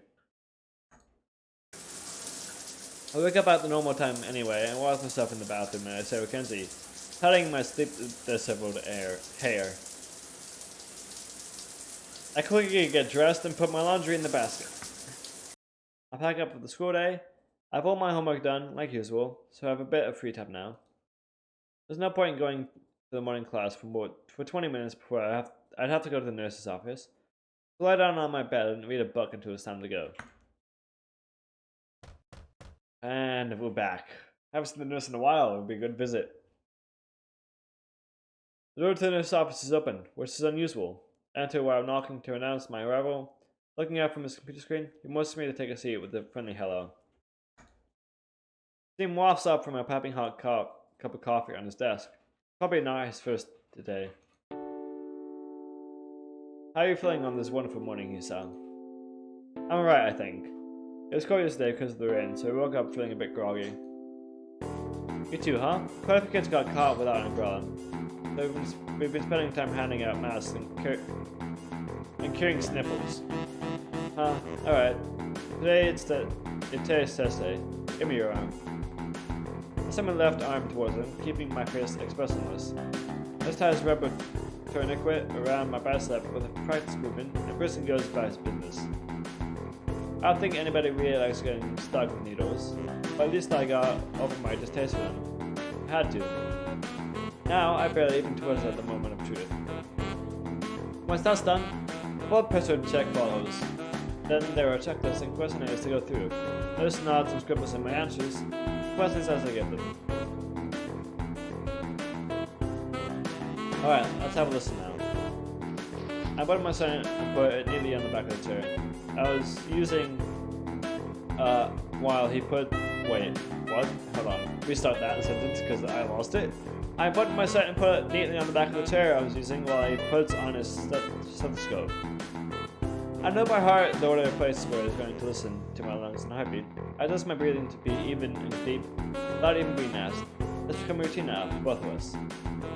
It's funny, this is pretty much the only time in one's life when you really concentrate on breathing and nothing else. It has always amused me. Well, I can attest to that statement, as a lucid dreamer in practice, and also meditating goes out a lot too, so. Just lifts the coat to a stethoscope from my chest and places it a few inches lower, listening again. Contact with the middle makes my friends on reflex, even though I was expecting it. He crosses his brow, but I can't tell because I'm unhappy or if he's trying to pick up something specific out among the complex multitude of irregularities in my heartbeat. Is something wrong? Please don't talk. I start up and become more anxious. This is nice, but I can't help disliking these mandatory checkups. I wonder if I'm going to end up hating all medical appointments from now on because of these. Brian lifts the circular metal plate from my chest, allowing me to talk again. Everything seems to be fine. Are you feeling alright yourself? Suppose. I was yesterday. God damn it, me! I was out yesterday when it was raining, and yeah, I really feel a bit under the weather in the morning. Maybe I caught a cold. Were you with Emmy? She came down with a cold too. My grandpa told you to stay in bed for a day or two. Really? I mean, it was worth it, but I didn't know how she got sick. Guess it was a dumb thing after all, for her to go out in the rain like that. Yeah, well, let's put that aside. It seems to check out for you two, but I'm going to be careful. Of course, I really don't want to go back to the hospital. Got something. Maybe your first tower? I don't know. My boy seemed glasses up from some papers he was looking at. Hey, don't worry. At this stage, it would take a huge crash in your condition to get you rehospitalized. It doesn't really reassure me, but grumbling about it to him won't make any difference. Required to take my leave. Walking along the corridor from the auxiliary building to the main school building, I encounter a young prima nurse coming the other way. Smiles at me moving past each other. Okay, that was random.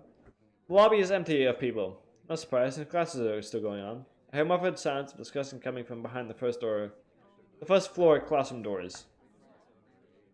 I glance at my watch. I have to rush to get to my classroom on time. I feel like going to my class anyway, so I decided to climb up to the roof and have an extra long lunch break. Bruh.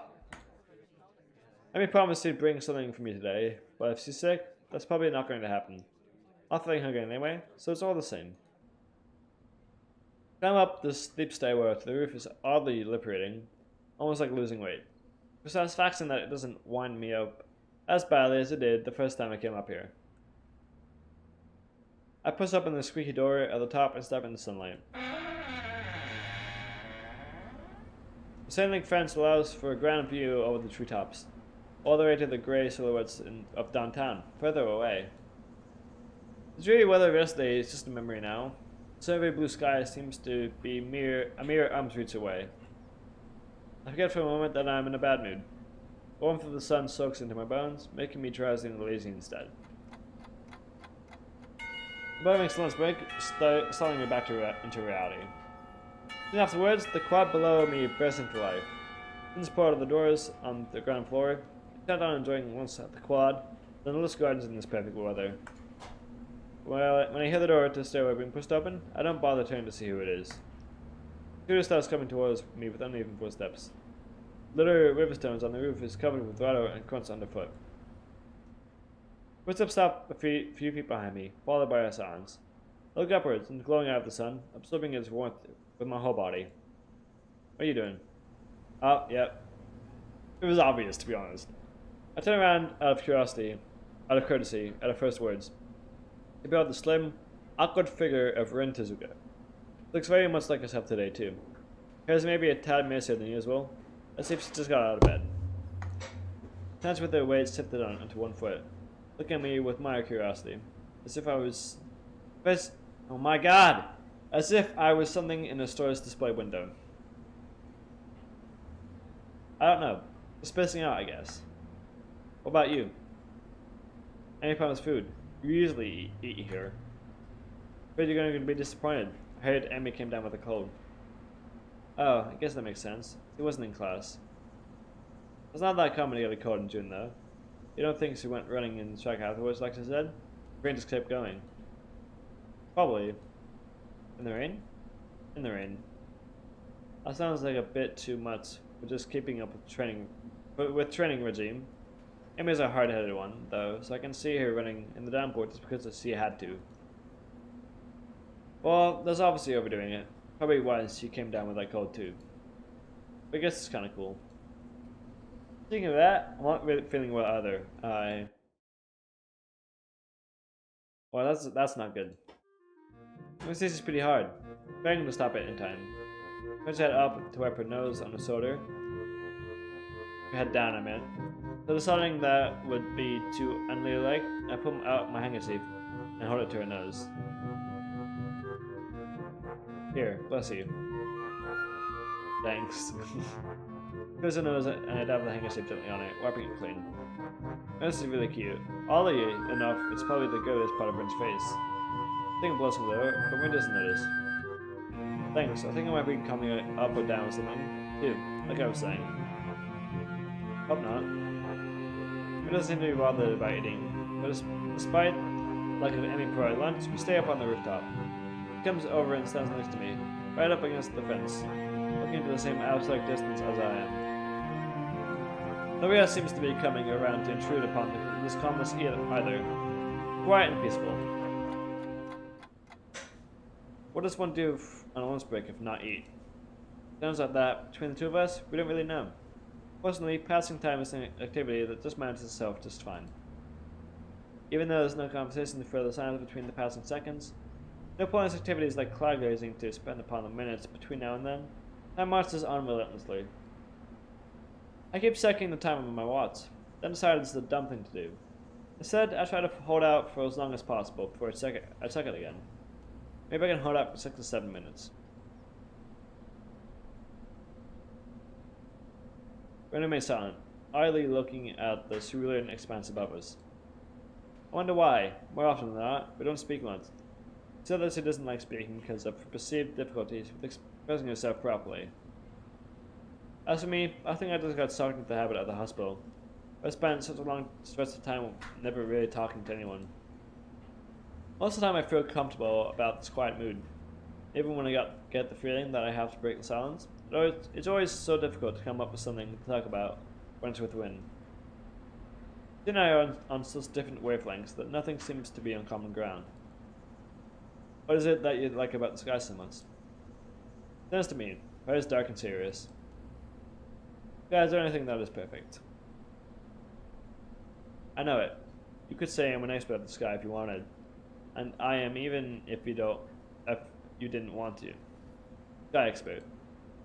It's always different, but it's always perfect, always also when it's different. Holly gazes up into the boundless blue expanse, thinking of her words. Ever wanted to be something different? It wouldn't be so bad to be the sky. No, I mean, someone else. Someone different.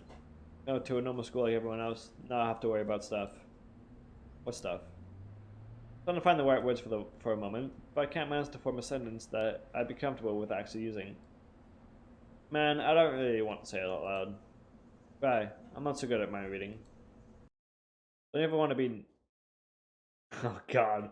Don't you ever want to be not disabled? Thinks about this and then shakes her head frowning. That's a hard question. I don't know what to say. It's okay if you don't say anything. For some reason, I'm just so unsatisfied with who I am right now. I'm constantly thinking stuff like that. Pretty hard to admit, but there it is. Honestly, I feel relieved about finally saying it aloud to someone, even if it's just a friend. I think I want to be different sometimes. I thought about changing myself. God! I thought about changing myself lately, but it's a bit scary, like walking backwards with your eyes closed. The difficult part is to know where your toes are not pointing. I mean, directions. Even if I don't know anything, I would never say the same. It's like mud paintings. They're different than what I paint now because I'm different, but they're still my paintings, so there's something the same. That's really strange. I'm different every day, but I'm still me every day. Who am I then? Is that a riddle? Want it to be. I don't know the right answer though. You have to come up with it yourself. Well, it's the sky, isn't it? Going by your definition just now. Actually, I'm not surprised by that. Maybe Sierra had already forgotten about it. That's right, but I was thinking about myself when I said that. Very strange. Could be that I'm actually the sky. I don't think that's possible. Logic's a bit off somewhere. Looks down and starts up, and I can see he's quickly going over the deduction mentally, seemingly unhappy with the results he finally arrives at. Yeah, maybe I'm not the sky. Would make sense. I have a hard time knowing what kind of person I am. You're not the only one. It's like my mind is in some other place than the rest of me. Underwater? Yeah, I wonder how I got there. I have no answer, so a brief silence falls between us for a moment. See my gaze back to the sky above us. Last time I really paid much attention to the sky was, I guess it must have been at the hospital. I could only see a thin strip of sky from the window of my room. If I walked up to the windows and pressed my face against the cold glass, the strip became bigger, but not by much. That sky made me feel sad and lonely. I minded of the world on the other side. Wonder if there's another world beyond the sky we can see from up here on the school's roof as well. I can't stop comparing life in Yamako to my hospitalization. If I really stood, I'm not there anymore. I think that's a typo on their end. And thankfully, finally, not my fault. I really shouldn't. The narrow sky up from the window of my hospital room, the face of the doctors, the face of my parents, the off-white walls everywhere, Ironical's letter, echoing the words she never said. The things of the past now. I wish I could forget everything up until now, and that time would stop completely. There would be only me, Rin, and the sky, an eternal lunch break on this rooftop, perfect and unchanging forever. I'm not so sure if I like or hate school. I could have gone to a normal school if I wanted, but I chose to come here. Why? I just decided I would. Kind of like melon or plum jelly. Think it was a good idea? I mean, there are a lot of good things about the school, but I think there are a few bad things also. I know. I kind of collect people, because they're interesting. People here are amazing. Most of them, but not all. Some people can't take it. They hurt too much. It's really bad sometimes, you know? They hurt. I wonder if you like that too. Hope not. I don't like things like that. Yeah, I'm not your case study. I'm not going to give up and die or anything. Anyway, I meant more that this place is too distant from the real world. What's the real world? Everything out there. Real people with normal everyday lives that fit together like a puzzle. You don't think we aren't like that? Real people? Maybe we aren't. Well, no, we are. I just meant that it feels more like we're leftover pieces. It takes a while. Her almond-shaped eyes narrowing as he bites her lip a little bit, like a sound. Is it hard to be disabled? The question earns a dry chuckle from me. Tell me, you've been in this business a lot longer than I have. Think about that for another while. I really feel that disabled. I mean, I do pretty much everything differently, but it's not that hard. I can always practice. I had to practice food things this year. I think I want to learn to cook in a work kitchen someday. That's admirable. I don't think it's just the state of mind. Maybe not to you. I have no good counter to that, so I can see by falling silent. The situation is making me more and more confused. I know what I want, but I don't know how to reach it. It seems to believe she can simply will herself into the shape she thinks she needs to be. I can't decide whether she wants to be a bird or a butterfly. I think, in the end, I'm not really that happy with who I am either. That doesn't mean I regret being who I am. That's the thing that's wrong with you, Husa. Okay.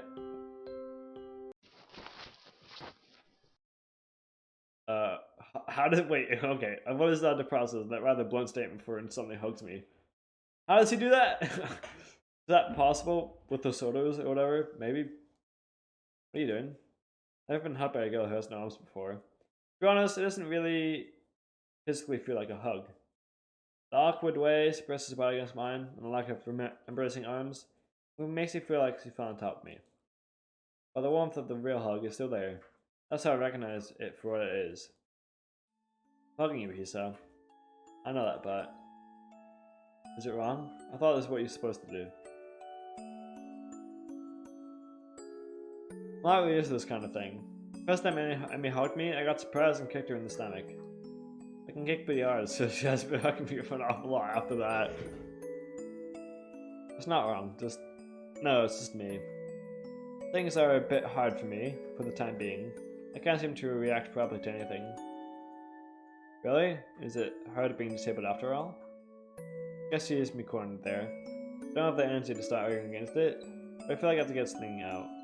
Well, no, it's not hard. I think it's just me overthinking things. I realized I didn't feel sorry for myself all the time. I wonder if I always was this fragile, or if I became this way after my incident. I don't think I'd truly taken my word like that before, so there's no telling. The pressure taking against me slightly. You can feel the warmth of her body close against me.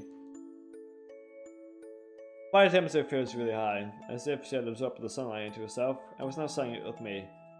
Or perhaps this is a natural state for her. Or perhaps she's a fucking cold, you're gonna get sick soon, Hisa. How about that one? It's the most comforting thing I've felt in a long time. Wow, your heart rate really does sound really weird. It's like a drunken percussionist orchestra. First to stuff like that, I get very uncomfortable. I'll have to comment anyway, and attempt to ease this tension. It sounds a little bit too forced. And I'm sorry I'm such a mess. It's okay, it's the best part of you. And that doesn't make me happy. Picks up the hug and settles down. Awkward silence falls upon us like a blanket. Me feeling embarrassed about myself and when trying to express it to something she likes. One last time I glance upwards. This rooftop is really great. I think I'm just a little bit close to the sky. I know a better place, but we can't go there on lunch break. I take you there sometime if you want. The bell rings for the beginning of the afternoon classes. Everyone stands up to make her way downstairs. I don't hurry after her, trying to stay up here for just a little while longer. Thanks for the hug. Thanks for not kicking me. After Wynn leaves, I finally let tears roll down my cheeks. I cry from recognition for the first time, and only time in my life. I cast away that hollow person lying on the hospital bed, forever. And that's how you do it. Just like that. Let's go, Hisa. He's doing the stuff. This is trying to. 2 days later, I'm feeling less miserable. I even go for a long, brisk, healthy walk like the nurse recommended. Something which I had avoided and dodged with all sorts of excuses earlier. We're more active in class as well, delighting our science homeroom teacher, Muto, with correct and promptly delivered answers. The break right now between the 2 morning classes is too short for any sort of meaningful activity, but too long to just spend it sitting in the classroom and doing nothing. Going out to the hallway isn't much better, but flexing my stiffened muscles is a better use of time than letting them get even stiffer by staying seated. The door of the neighboring classroom door opens and students of 3S4 emerge to further fill up the already semi-crowded hallway. It seems their teacher kept them in for a few extra minutes. Emmy is among them. She notices me noticing her, which almost makes me look away on reflex. I don't have her, and Emmy smiles at me as she happily skips toward me past her students. Emmy looks pretty energetic, showing no signs of illness whatsoever. Seems to be recovering from the cold. Hey, good morning. I see you back on feet. Feeling better now? Looks fine to me, but I still feel compelled to ask. Thanks. Yeah, I do. This is the cold. Nothing serious. Emmy looks confidently, as if to emphasize her condition. I wonder for a moment what would count as serious in Emmy's book. Seems to be eager to put the topic aside though. Where are you going? Ask the room to see if she's awake yet. Oh, so she skipped the morning class? See a smile emerges from his face, and he gets slightly flustered. Not exactly. Seems that she caught the cold I had. Sorry to hear that. Well, she's out in the rain on Sunday with us after all. I saw her on Monday, and she's feeling a bit under the weather back then too. Yeah, anyway, I'll ask the nurse for some cold medication to give her if she doesn't get better soon. This really goes to Dorn. I want to go with her to wish her well. I want to tell her that I'm better now, but it doesn't feel appropriate. I don't specify Finn the rest of my thoughts away. Somehow I just can't summon myself to go in there. This is what Ironica went through when she tried to tell me what she felt. Okay, that was a pretty short day, but okay. That was like pretty much nothing meaningful that happened there, I guess. Whatever. Even though I'm feeling more energetic, I'm still hesitant about going over there to talk to her in. It's not until 2 days later, on Friday, that I finally gathered enough courage to enter the girl's dorm. That's the first person I meet inside for directions to Rin's room. I knock on Rin's unmarked door and wait. After a few seconds silence, I hear something rustling inside the room. I started wondering if maybe I should have brought something for her, like a can of warm coffee, or some oranges. I could have peeled them for her. Well, too late now. Door opened soundlessly. It was already unlocked. I found myself staring at Rin. She was back at me. Looks like she just got out of bed, with her hair all messed up. Okay, barely any clothes on. Why?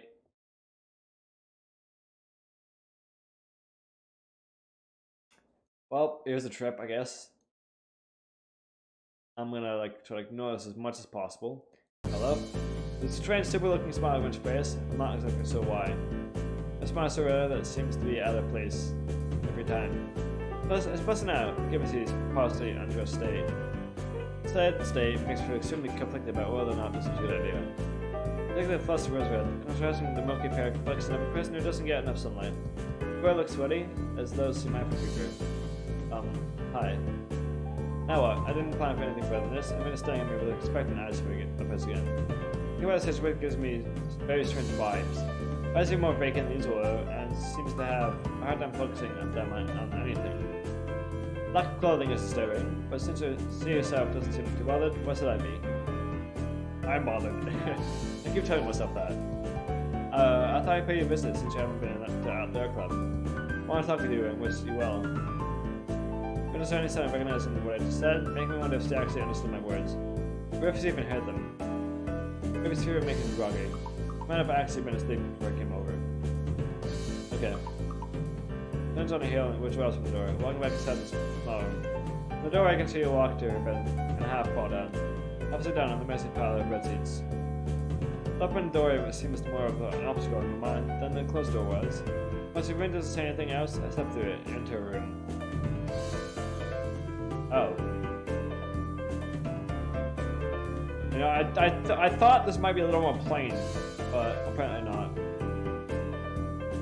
I was on a bed leaning against the wall, leaving the only chair in the room for me. She was quiet even after I sit down, so maybe she meant to invite me in. Just forgot to say out loud. A polite invitation, as it were. Very exciting. Nobody's visited me before.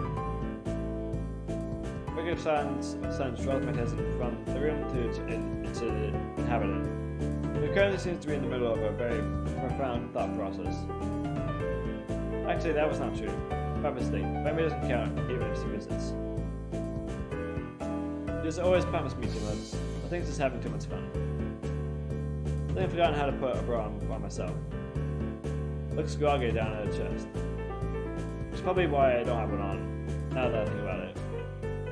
I haven't further noticed that we doesn't have her shirt unbuttoned up either. I feel like my eyes strictly locked on hers. It's rather evident that she's not a very body-conscious person. My body, however, is quite conscious of hers right now. Fuck off, yourself. You can't wake me up at 7:30 today. Can you imagine that? Past for a while, bounces at my dumbfounded face. Second thought, you probably can. It's like the reverse rainbow face I tried to imagine that earlier. That was hard. But yes, that seems like a pretty normal time to wake up if you want to go to class in the morning. Try to sound as reasonable as possible to counteract Rin's unreasonable annoyance. go to the sawed-off. Give me these meds and tell me to take them. Follow us to the night table and then to the foot bottle sitting on top of it. I've seen this one before though, so it's probably sitting new. Take a potato around to look at the label so I can see what kind of medication they've been brought. Active ingredient, codeine. Okay. All these? No, yes, I've been eating some since there's so many of them. Just to make this thing not so bad. Actually, I think I'm feeling just fine. Hello's rambling around, making look like he's either trying to stress her neck muscles or possibly pass out. Look several of these posts? Can I be saved? This is bound to have some side effects. I'm afraid I am witnessing right now. I'm feeling fine. I am fine. Someone take this buzzing away from my head. I can't think straight. The annoying expression returns to its face. There's like many of those insect things.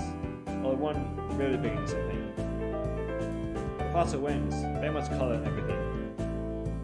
What's the word for those? Oh, never mind, I remembered. It's butterflies.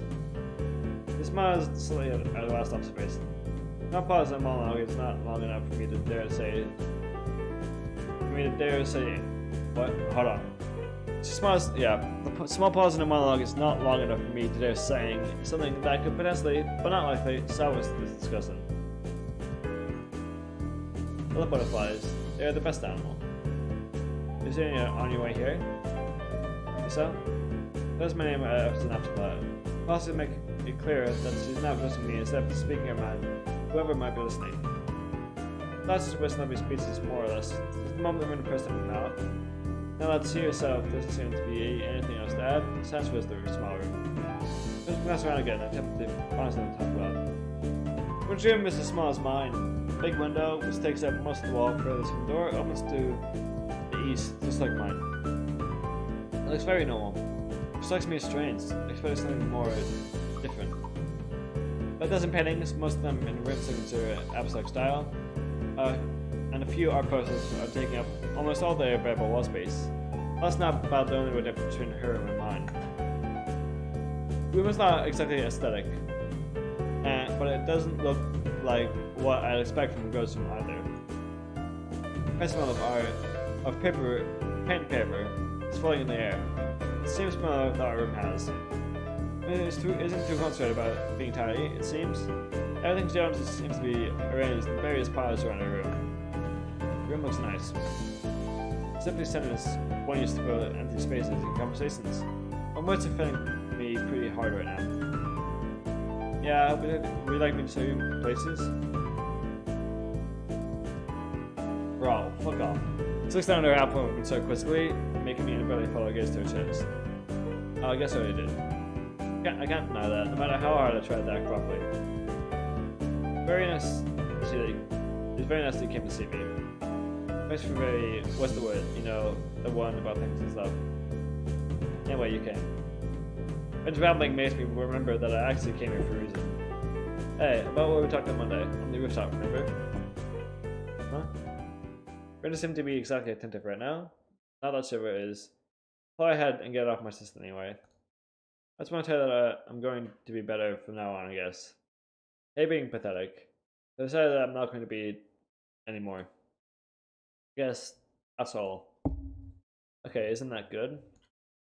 Blue words flow out of her lips slowly and uncontrollably. Perhaps you think. That's what I think. Shouldn't look so sad all the time. I mean, looking sad is fine if you are not sad, but you look sad like you are actually sad. That's no good. Are you going on some training camp where they make men out of boys? Mountaintop medication? No, I don't think so. I guess it's fine too. Things just come out of her mouth. Probably brain, one at a time, with a pause between each, making her gibberish hard to understand. I was thinking that it seemed like a good idea. Maybe it's not. Phrase this with one more line, getting to say the last word over herself. And I press the display of what I can describe as mental shadowboxing. While I'm embarrassing myself, I might as well tell you that I'm sorry that I said some stupid things to you last week. It's your own business to decide what you're going to do. Seems to not register my words at first. The understanding lights enter in her eyes. What? Understanding lights in her eyes, and she wears her head around in a way that could be interpreted as anything. It's okay. I've probably said stupid things too. So sometimes I have to keep my thoughts the way I like them. They're not very straight, at least most of the time. Not that I want to have them straight, I just wish they were at least in some shape. Round is fine too, but I need more definition. My thoughts are very messy. And she fell asleep. He reached the word melancholy. The pup's lying down in bed, noticed her head against the pillow, shutting her eyes. Enough, tired, just go. I'm going to sleep again. It was alright, she happens one of us look at me. Was it you who likes to look at sleeping girls or someone else? Maybe there are many of those. Can't remember. Stay if you want. No, I'll leave. I have to do homework anyway. Stand from a chair and take a step towards the door. Wait. This stops me in my tracks, now that I intended to scoot off right away. The fuck? Why that face? I look at myself the girl is lying in bed, again with the strangest kind of smile on her features. I should smile more often. I can walk you to the door. It's the least a gentleman can do. She giggles like a little kid, making me beyond absolutely certain that she took far too much of her cold medication today. I've always wanted to say that. Okay. The fuck is going on? Slowly, with difficulty, Rin first rises to a sitting position again, and she stands up with even more difficulty and more slowly still. As guided by some masculine automation, my eyes instantly over to the curve of her thighs and no. It's getting almost too hard to do that. Rin is standing, although barely. It looks like she has trouble keeping her usually decent balance. Again, probably a side effect of the medication. That fade and the slide at the same time were like kind of awkward, but okay. Takes an unsteady step towards me, then another smaller one, as she notices that it's not a good idea to try to take big steps. I find my muscles tense as I prepare to catch her in if she falls down. The fuck?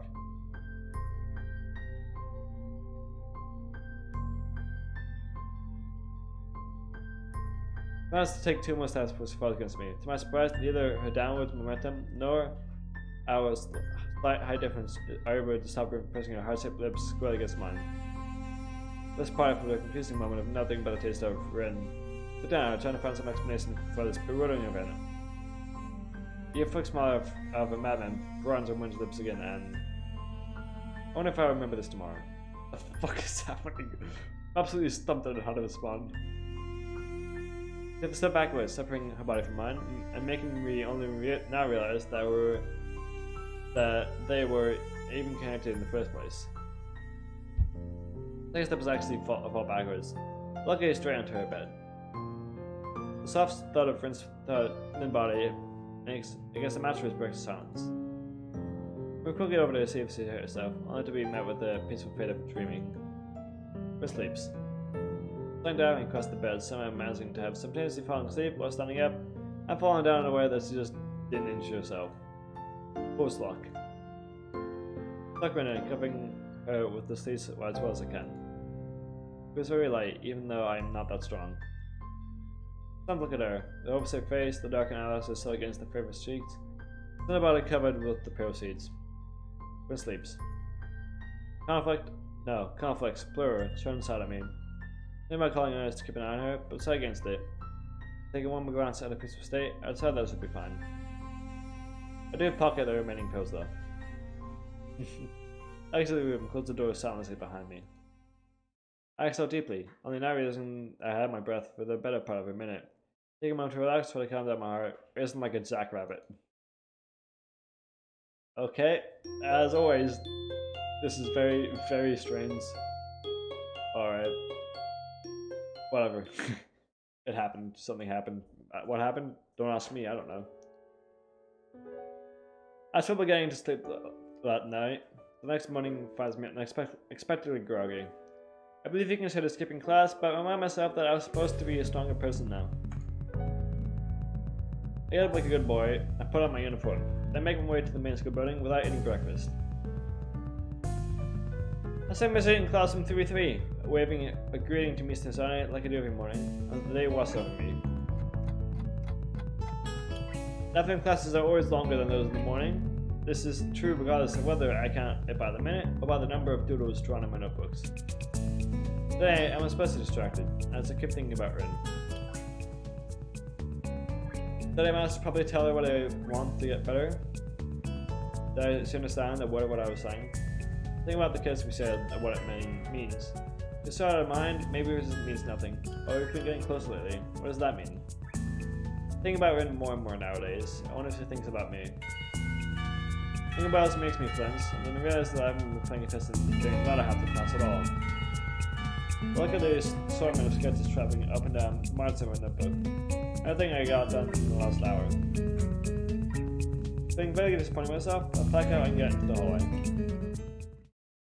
Okay, Rita's standing right outside the door. The person stopping me in my tracks as soon as I spot her. Class is relaxed as always, but I suddenly feel like I just ate a crowbar. I'm having a hard time meeting her gaze. They seem to have any trouble looking at me, but those dark eyes are making me feel flustered for no reason.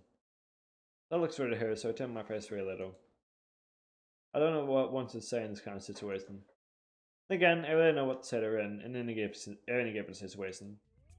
Hi. Hello. Wow, that like music, like that cue, it actually felt like I can't like describe it that well, I think, but like just the beat it ended on, it made it seem like music was actually starting up from like a machine or something. You know, like how a music player does it. Like most specifically, like I don't remember what it's called, but it's like it has like the physical disc.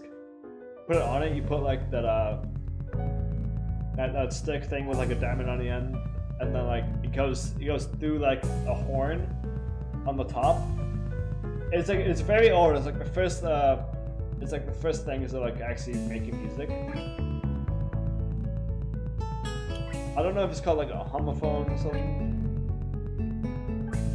Anyway, I think it was like pre-1920s even, maybe.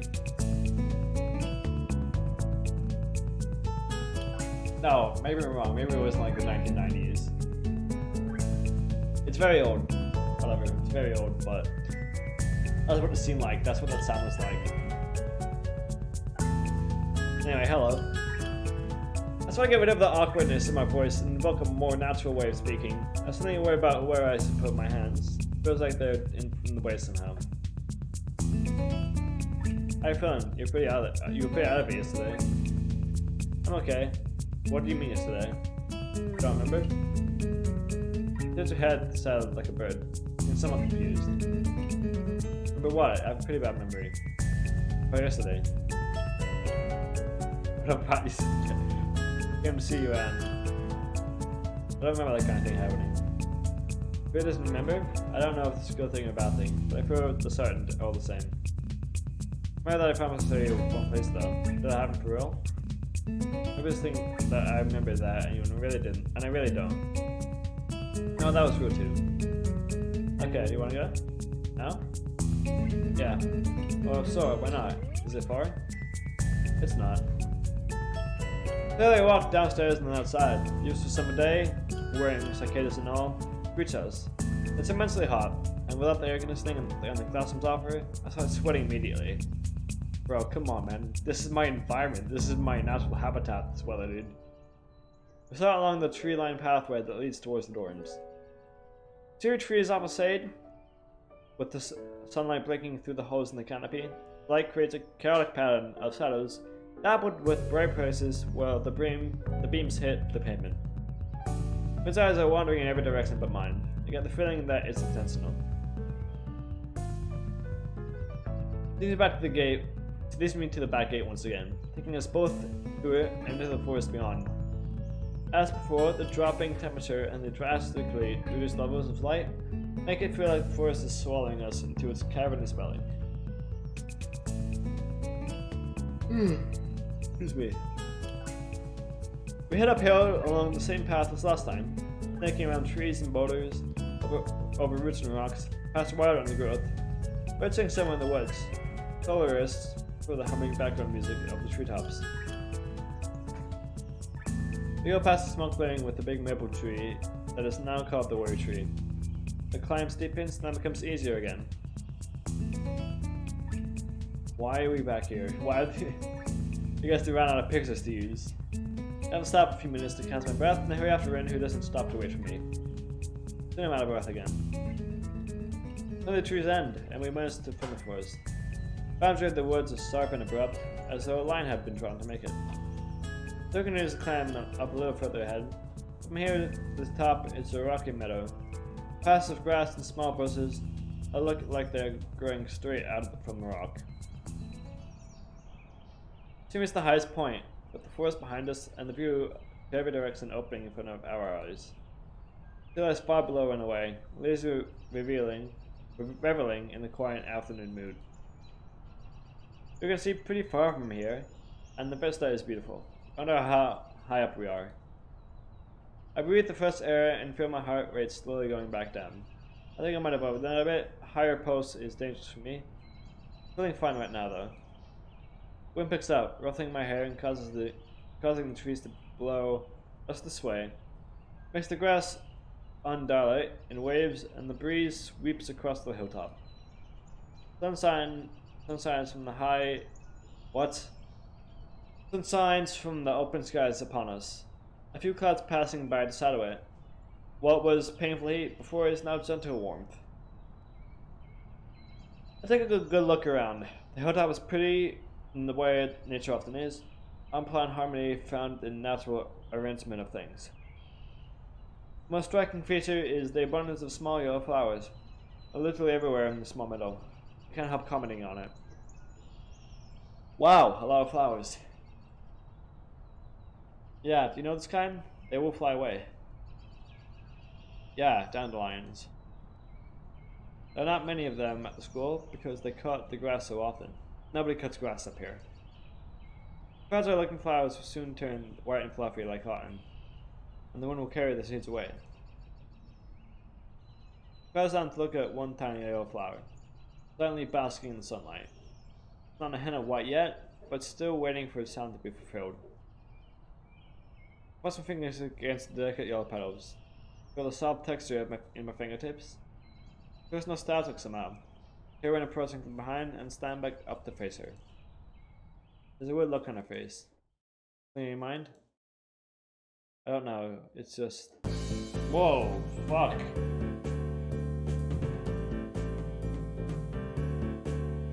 It just keeps going.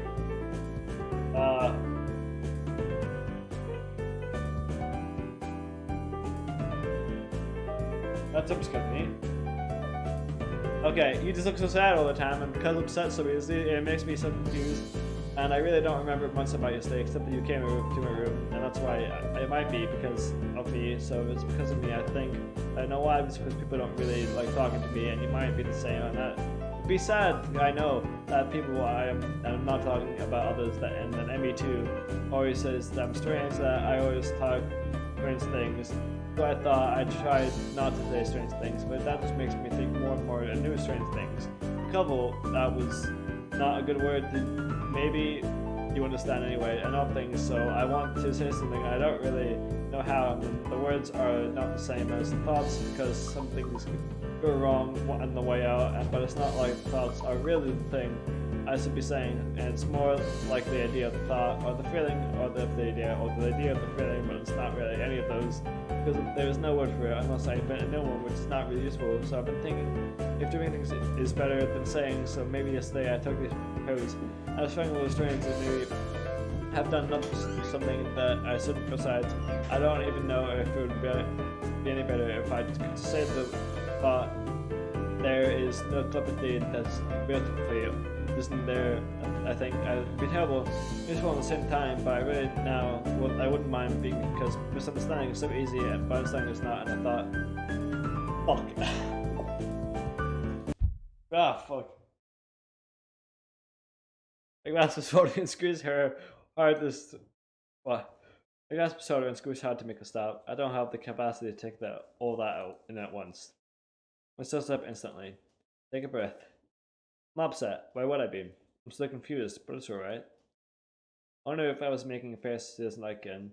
Guess I've been thinking about yesterday all the time. Maybe I looked weird. I always had a mirror with me at all times. Then I get it all said at once. I'll listen, even if you talk slower. It just came out. Sorry, I'm okay now. I just wanted to say something. I didn't mean that much. It's weird, isn't it? Looks at me with this surprisingly timid expression. One that I haven't seen before. Can't help but laugh a little. Yeah, that's weird. You're a pretty weird person, but there's nothing wrong with that. Thanks for being worried about me, but I'm going to get better. I feel yesterday, but I guess that you don't remember that either. I don't. I wonder what else I've got. Hopefully nothing important like my own name. That'd be terrible. Well, you kissed me. There it is. I did? Yeah, you did. On the lips. I tried to send a smile as fast as I can, but I worried that I might be blushing again. Did you kick me? No, why did I do that? That's all good, right? It's okay, right? I didn't forget my name. Yeah, it's okay. I wish I was more suave so that I could come up with a better follow to that. Nothing comes to mind. It's a good thing that everyone has more to say. It makes me feel relief somehow. I think it's I'm sorry. I'm really bad with people. Some things are hard to understand. Like jellyfish. You understand jellyfish? I guess not. People are like jellyfish to me, but I don't understand. I also tend to make a face I don't really like seeing. Never really had friends. Bruh. Ah, my mouse is like, okay. Now that I think about it, it's been such a while since the last choice was made, to be honest. And obviously, you know, I'm gonna be honest, like, come on, man. I know the game too well now. I mean, I don't even have to know the game to know that's the right answer anyway. Nah, I'm your friend, for one. I mean, think about it. We already talked a lot to each other, and we've gotten upset at each other, and we've forgiven the other for it. That's what they call friendship. It's really nice of you to say that. I've always been able to tell everything to pencils and paints of paper. They are my best friends. It is harder with people. After its words, that was hard for me. Yeah, I know, you told me, but how do you forget? Good nods to me was there, and I dared to attempt showing her a little encouraging smile. Happy to it probably. She doesn't reply in any way. I feel really glad. The distant wind puts herself. Everything else has made me feel really uneasy ever since I met her. We've become real friends, so I can understand her more. So this way, we can close the gap of understanding between us. The past don't transmit to her. He was lost deep in thought, wondering I miss the old sea of flowers, covering the grassy hilltop. It's just as well. Time passes. Oh, that's where, oh. I just got a pretty hard flashback, so, yeah. The breeze making the taller grass sway gently in time with the wind. Rin hums a little song to herself so quietly that I can't tell what it is, if it's even anything at all. The song just swoops over the hilltop, and the sound of the trees and the wind buries the song away. It's like my watch, more out of habit than anything else. 4:30 right now, on the Saturday afternoon. Rin looks in the distance horizon with an odd, blank stare of hers, as if she were looking at nothing at all. Her pupils are dark and quiet like a pair of deep, still ponds. You're going to become better, right? Sure. Me too, you know. I'm going to talk to that friend of the teacher and ask her to put my stuff in their place. I work hard to get it all done. I said that just now, you know? But I think I knew it all along. I've had this feeling for a long time now. I'm going to change. Even if I hate it, and I don't want it, even if I wanted to, I would change. Like I am not enough the way I am. I think this could be a good way to do it because it's like a straight line. Like I've learned all the things in my life so far just for this. It's just art, and it's the only thing I really know. I know what I'm going to do, so it's good. Not afraid at all. Like I always do. Is that weird? No, not at all. I sleep, apparently. I closed my eyes and gave into the irresistible sensation that has been going inside me all week long. Pulled up to the surface of my own life. Pressure being underwater slowly diminishes. The rate of sensation becomes stronger. I break the surface of the water, lifting my head into the sunlight and inhale deeply, breathing in fresh air as if for the first time in a long while.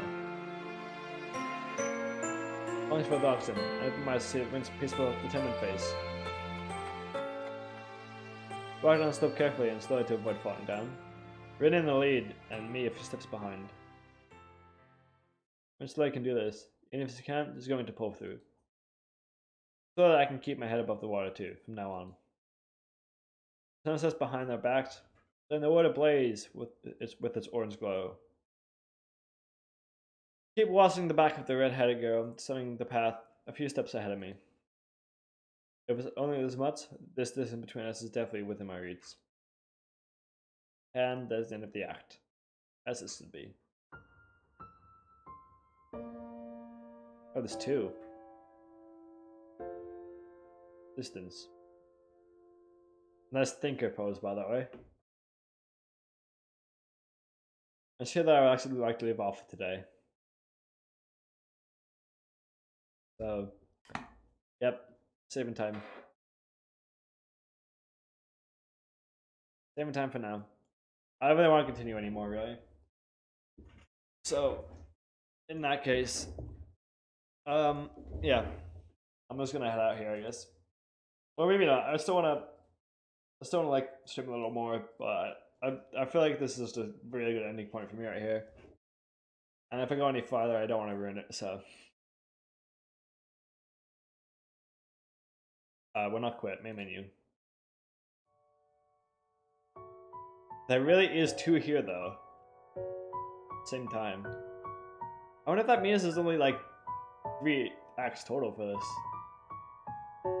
It would be strange, but I wonder. How far down are we? We're like about solid halfway down, I think. There's still a lot more left to go. Also, nice percent as well. Pretty nice, if I had to say so myself. Gallery! Let's see what we got. Probably a whole bunch, yep. 4 new things at least. 4 bits are pretty good. 7, 8, 9, yep, nothing else normal. But now, this is it. Yep, that is the same indication, it was the same. That's new, that's new, I didn't even notice that was new. Oh no, wait, no, that was the one I did know that was new. Never mind, no, we have it, it's good. That was new. Everything else is old.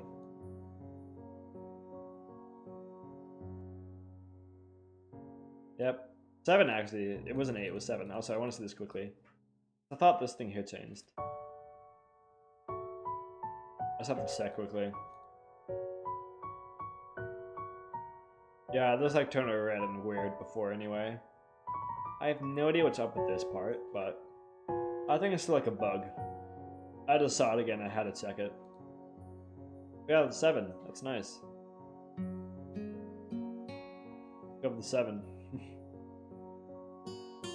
But yeah, as I said, that's enough for Chaos Hoser today. But the question is, what else to do?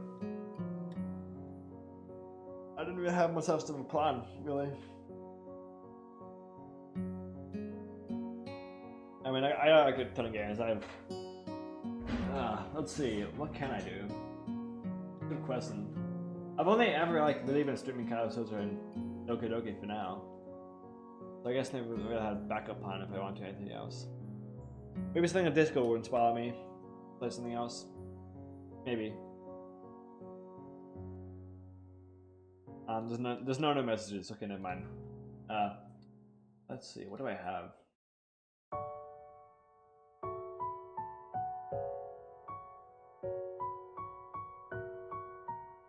I know what I have. I know exactly what I have, actually.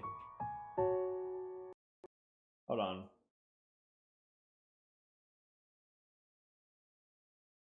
Hold on, I know exactly what I can play.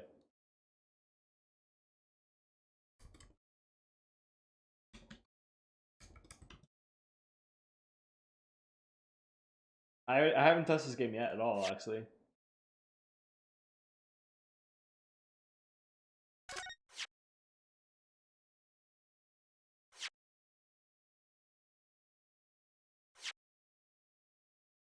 Autosave, okay.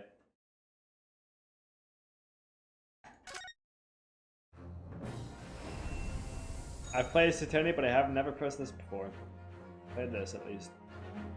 I don't know if I yeah, that's fair, you can go. I'm just gonna keep this for a while. But I've never like actually played this one before. I think the animation it might be a little different. I mean it will be different obviously, but I don't think my opinion's gonna stay the same with the game. When I see the animations. I don't think I care so much for them. But we'll see.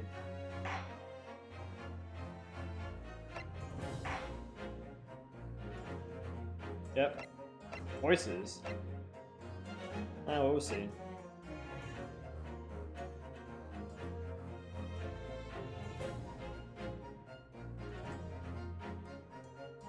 Okay.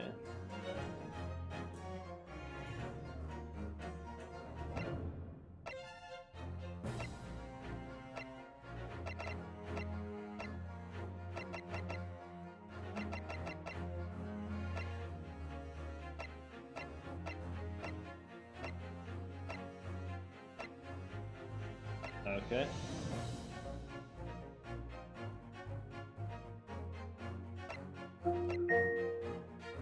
You guys want to go out to eat the chilies? No.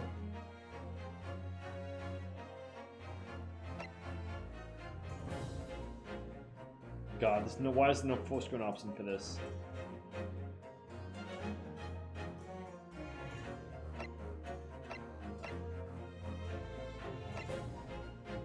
Oh, what? Why is it on this monitor? No. Oh god, everything's chaotic.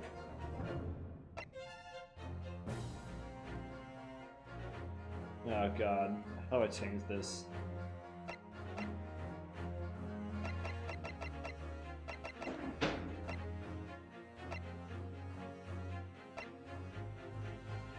Ah!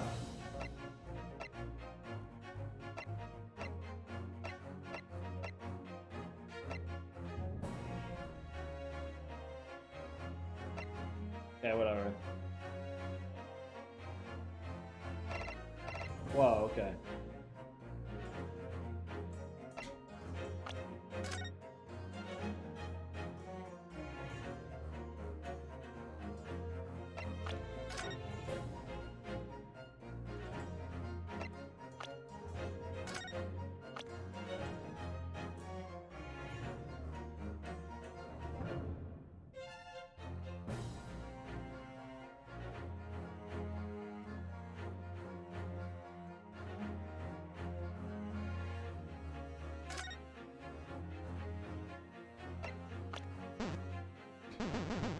I can't use tab, thank you.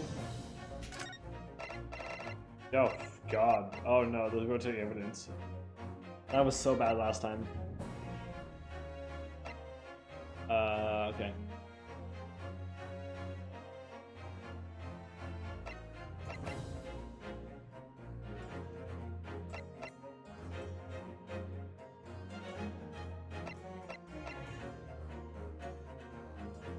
Look.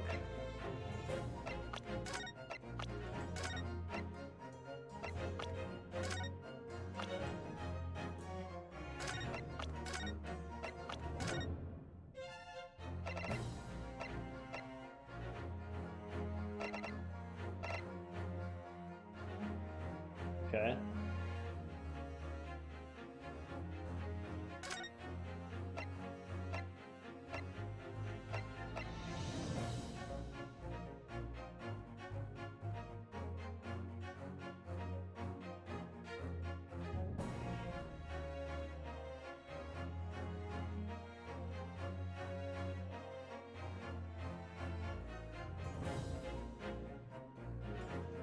Nah, I really need story mode.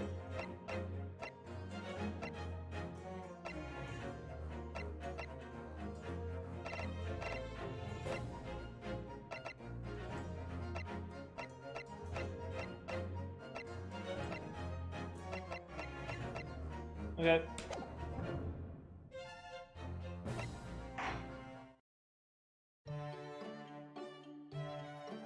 I do not care for any of this.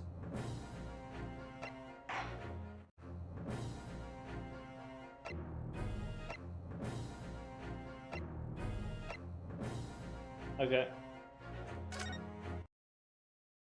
Let's hope this isn't as bad as I thought it is. It's anime style, okay. The Empire of Japan. After opening its doors, a push for cultural transformation brought great waves of Western influence to this far eastern island nation. The revolution washed over the land, making life in the capital exciting and unsettling. It was a period of great change, and some was swept away by the tide.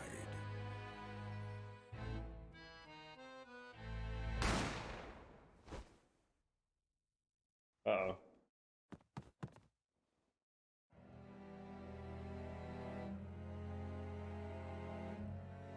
But for one man, the turbulence of that era was just the beginning of an extraordinary story. Okay, and?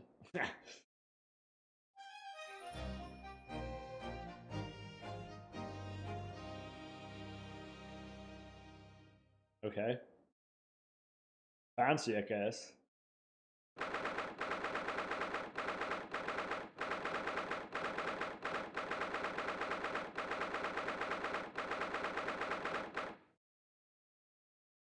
The defendant's lobby, let's go.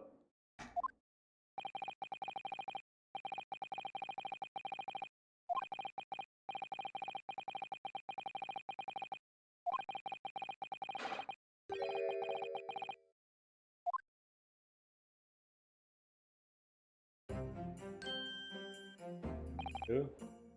Oh, it's the bailiff. He has a thing now.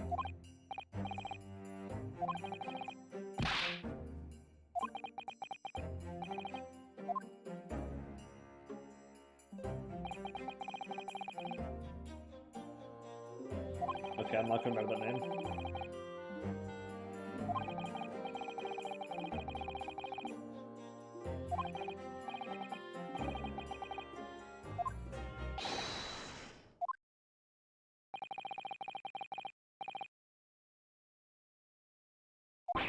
Who is this nerd?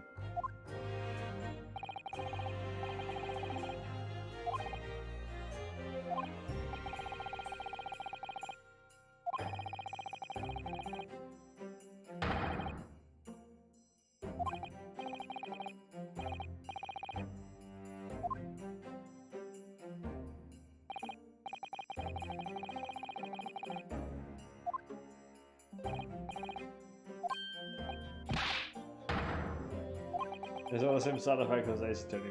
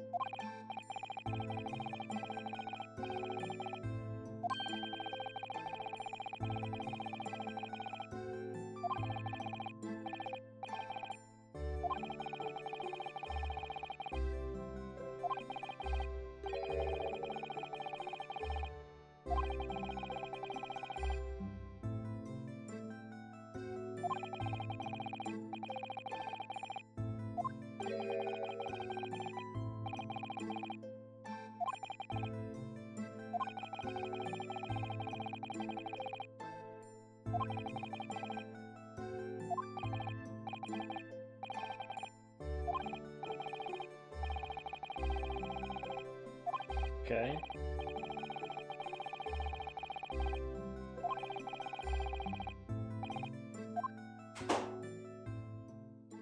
Alright. So, this is like the intro, I guess.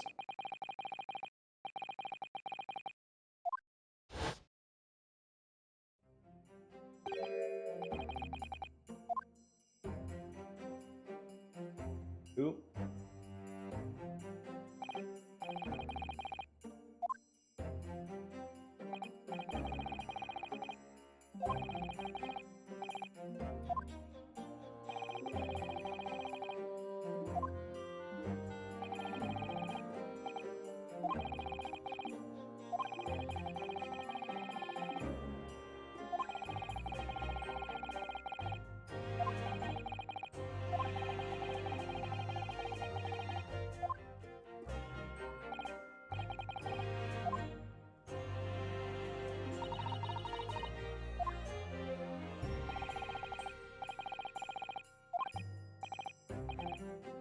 It's definitely a different universe, maybe, I don't know. Same reality, different universe. I would have planned to defend it too.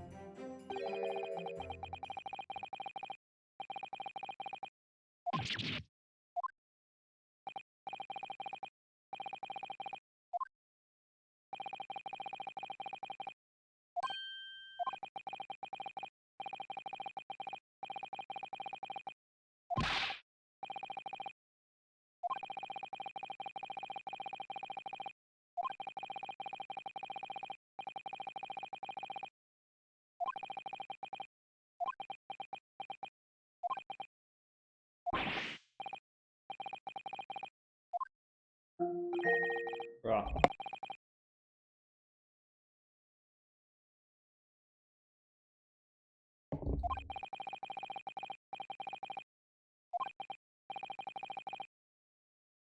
This is boring. This is boring. Off!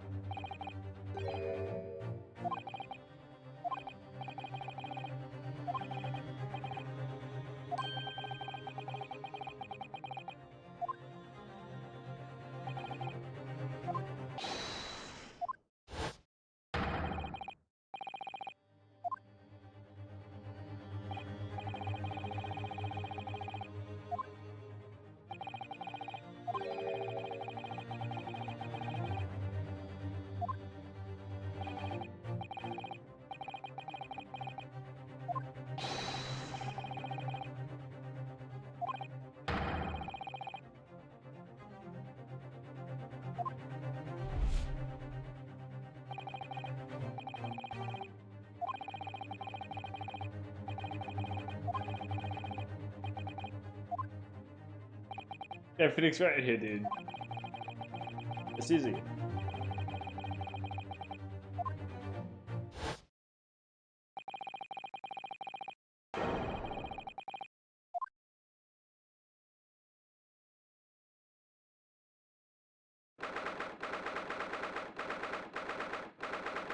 See if this is any different. Oh, so this has to go through this every time.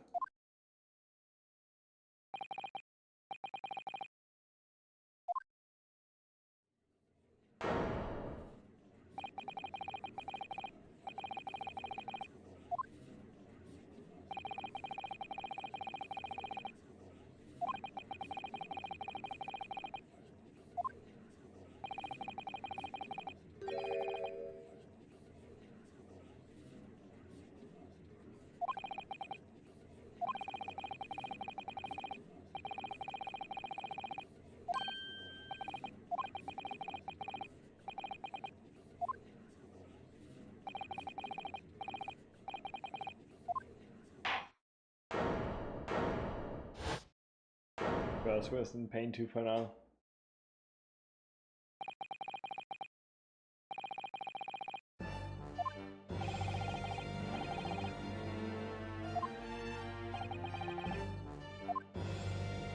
This is the most normal video case the videos I've ever had.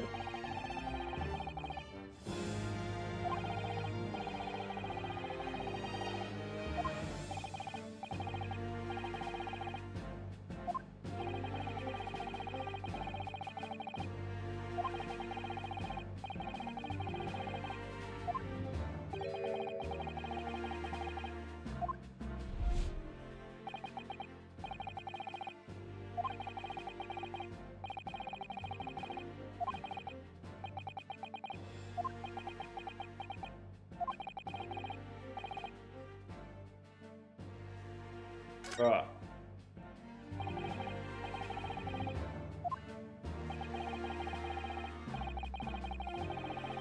Yes! Fuck off. What is that? What is that sound effect?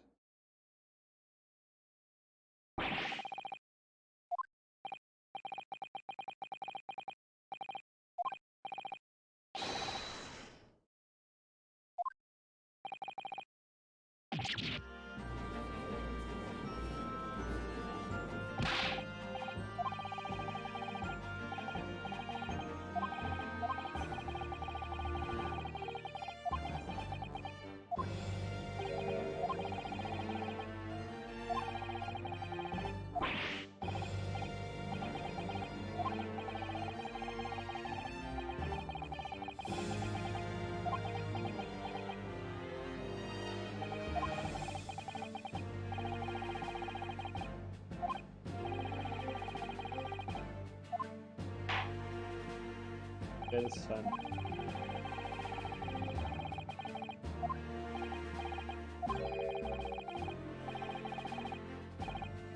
Objection!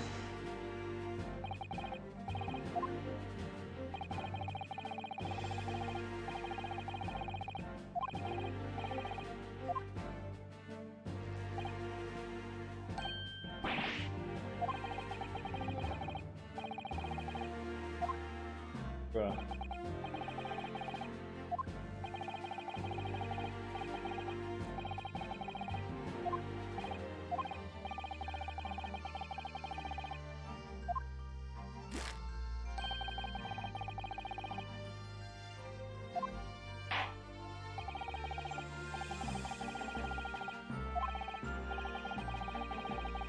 Why is this text like not moving fast?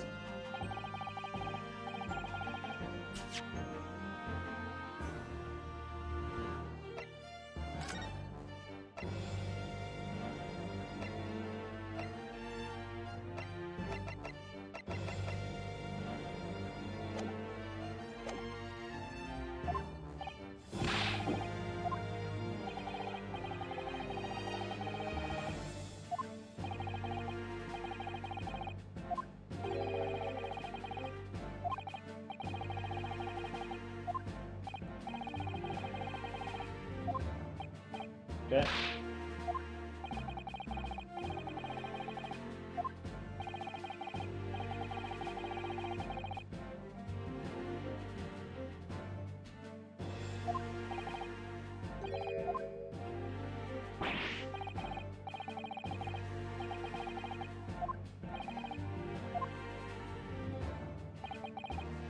I'm not gonna give it the court record, is it?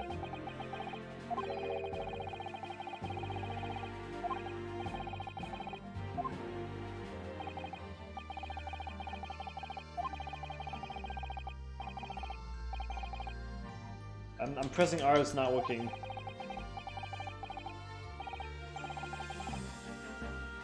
Yeah, thanks game. I already knew this.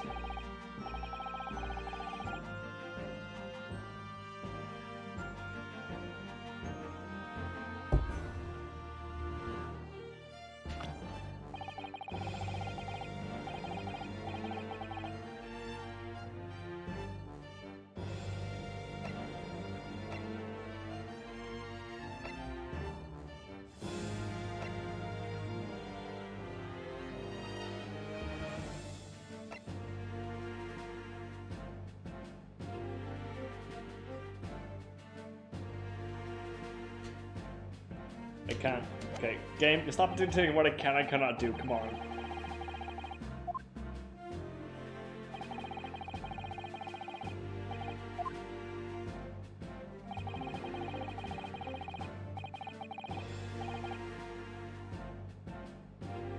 Yes!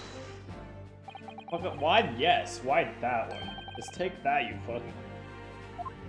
Disgusts me.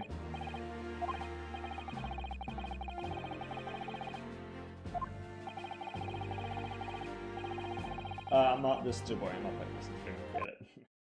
This is like even worse than Phoenix Wright. But Phoenix Wright was actually good. I'm just gonna dip, I guess. Yeah, no, it wasn't worth it at all. Even I got bored with that. I didn't even point to make with this stream here. That's if I was doing something like on fan game marathon, so I'll be watching that. Not gonna rate it, I'm just gonna end stream. Alright, bye guys.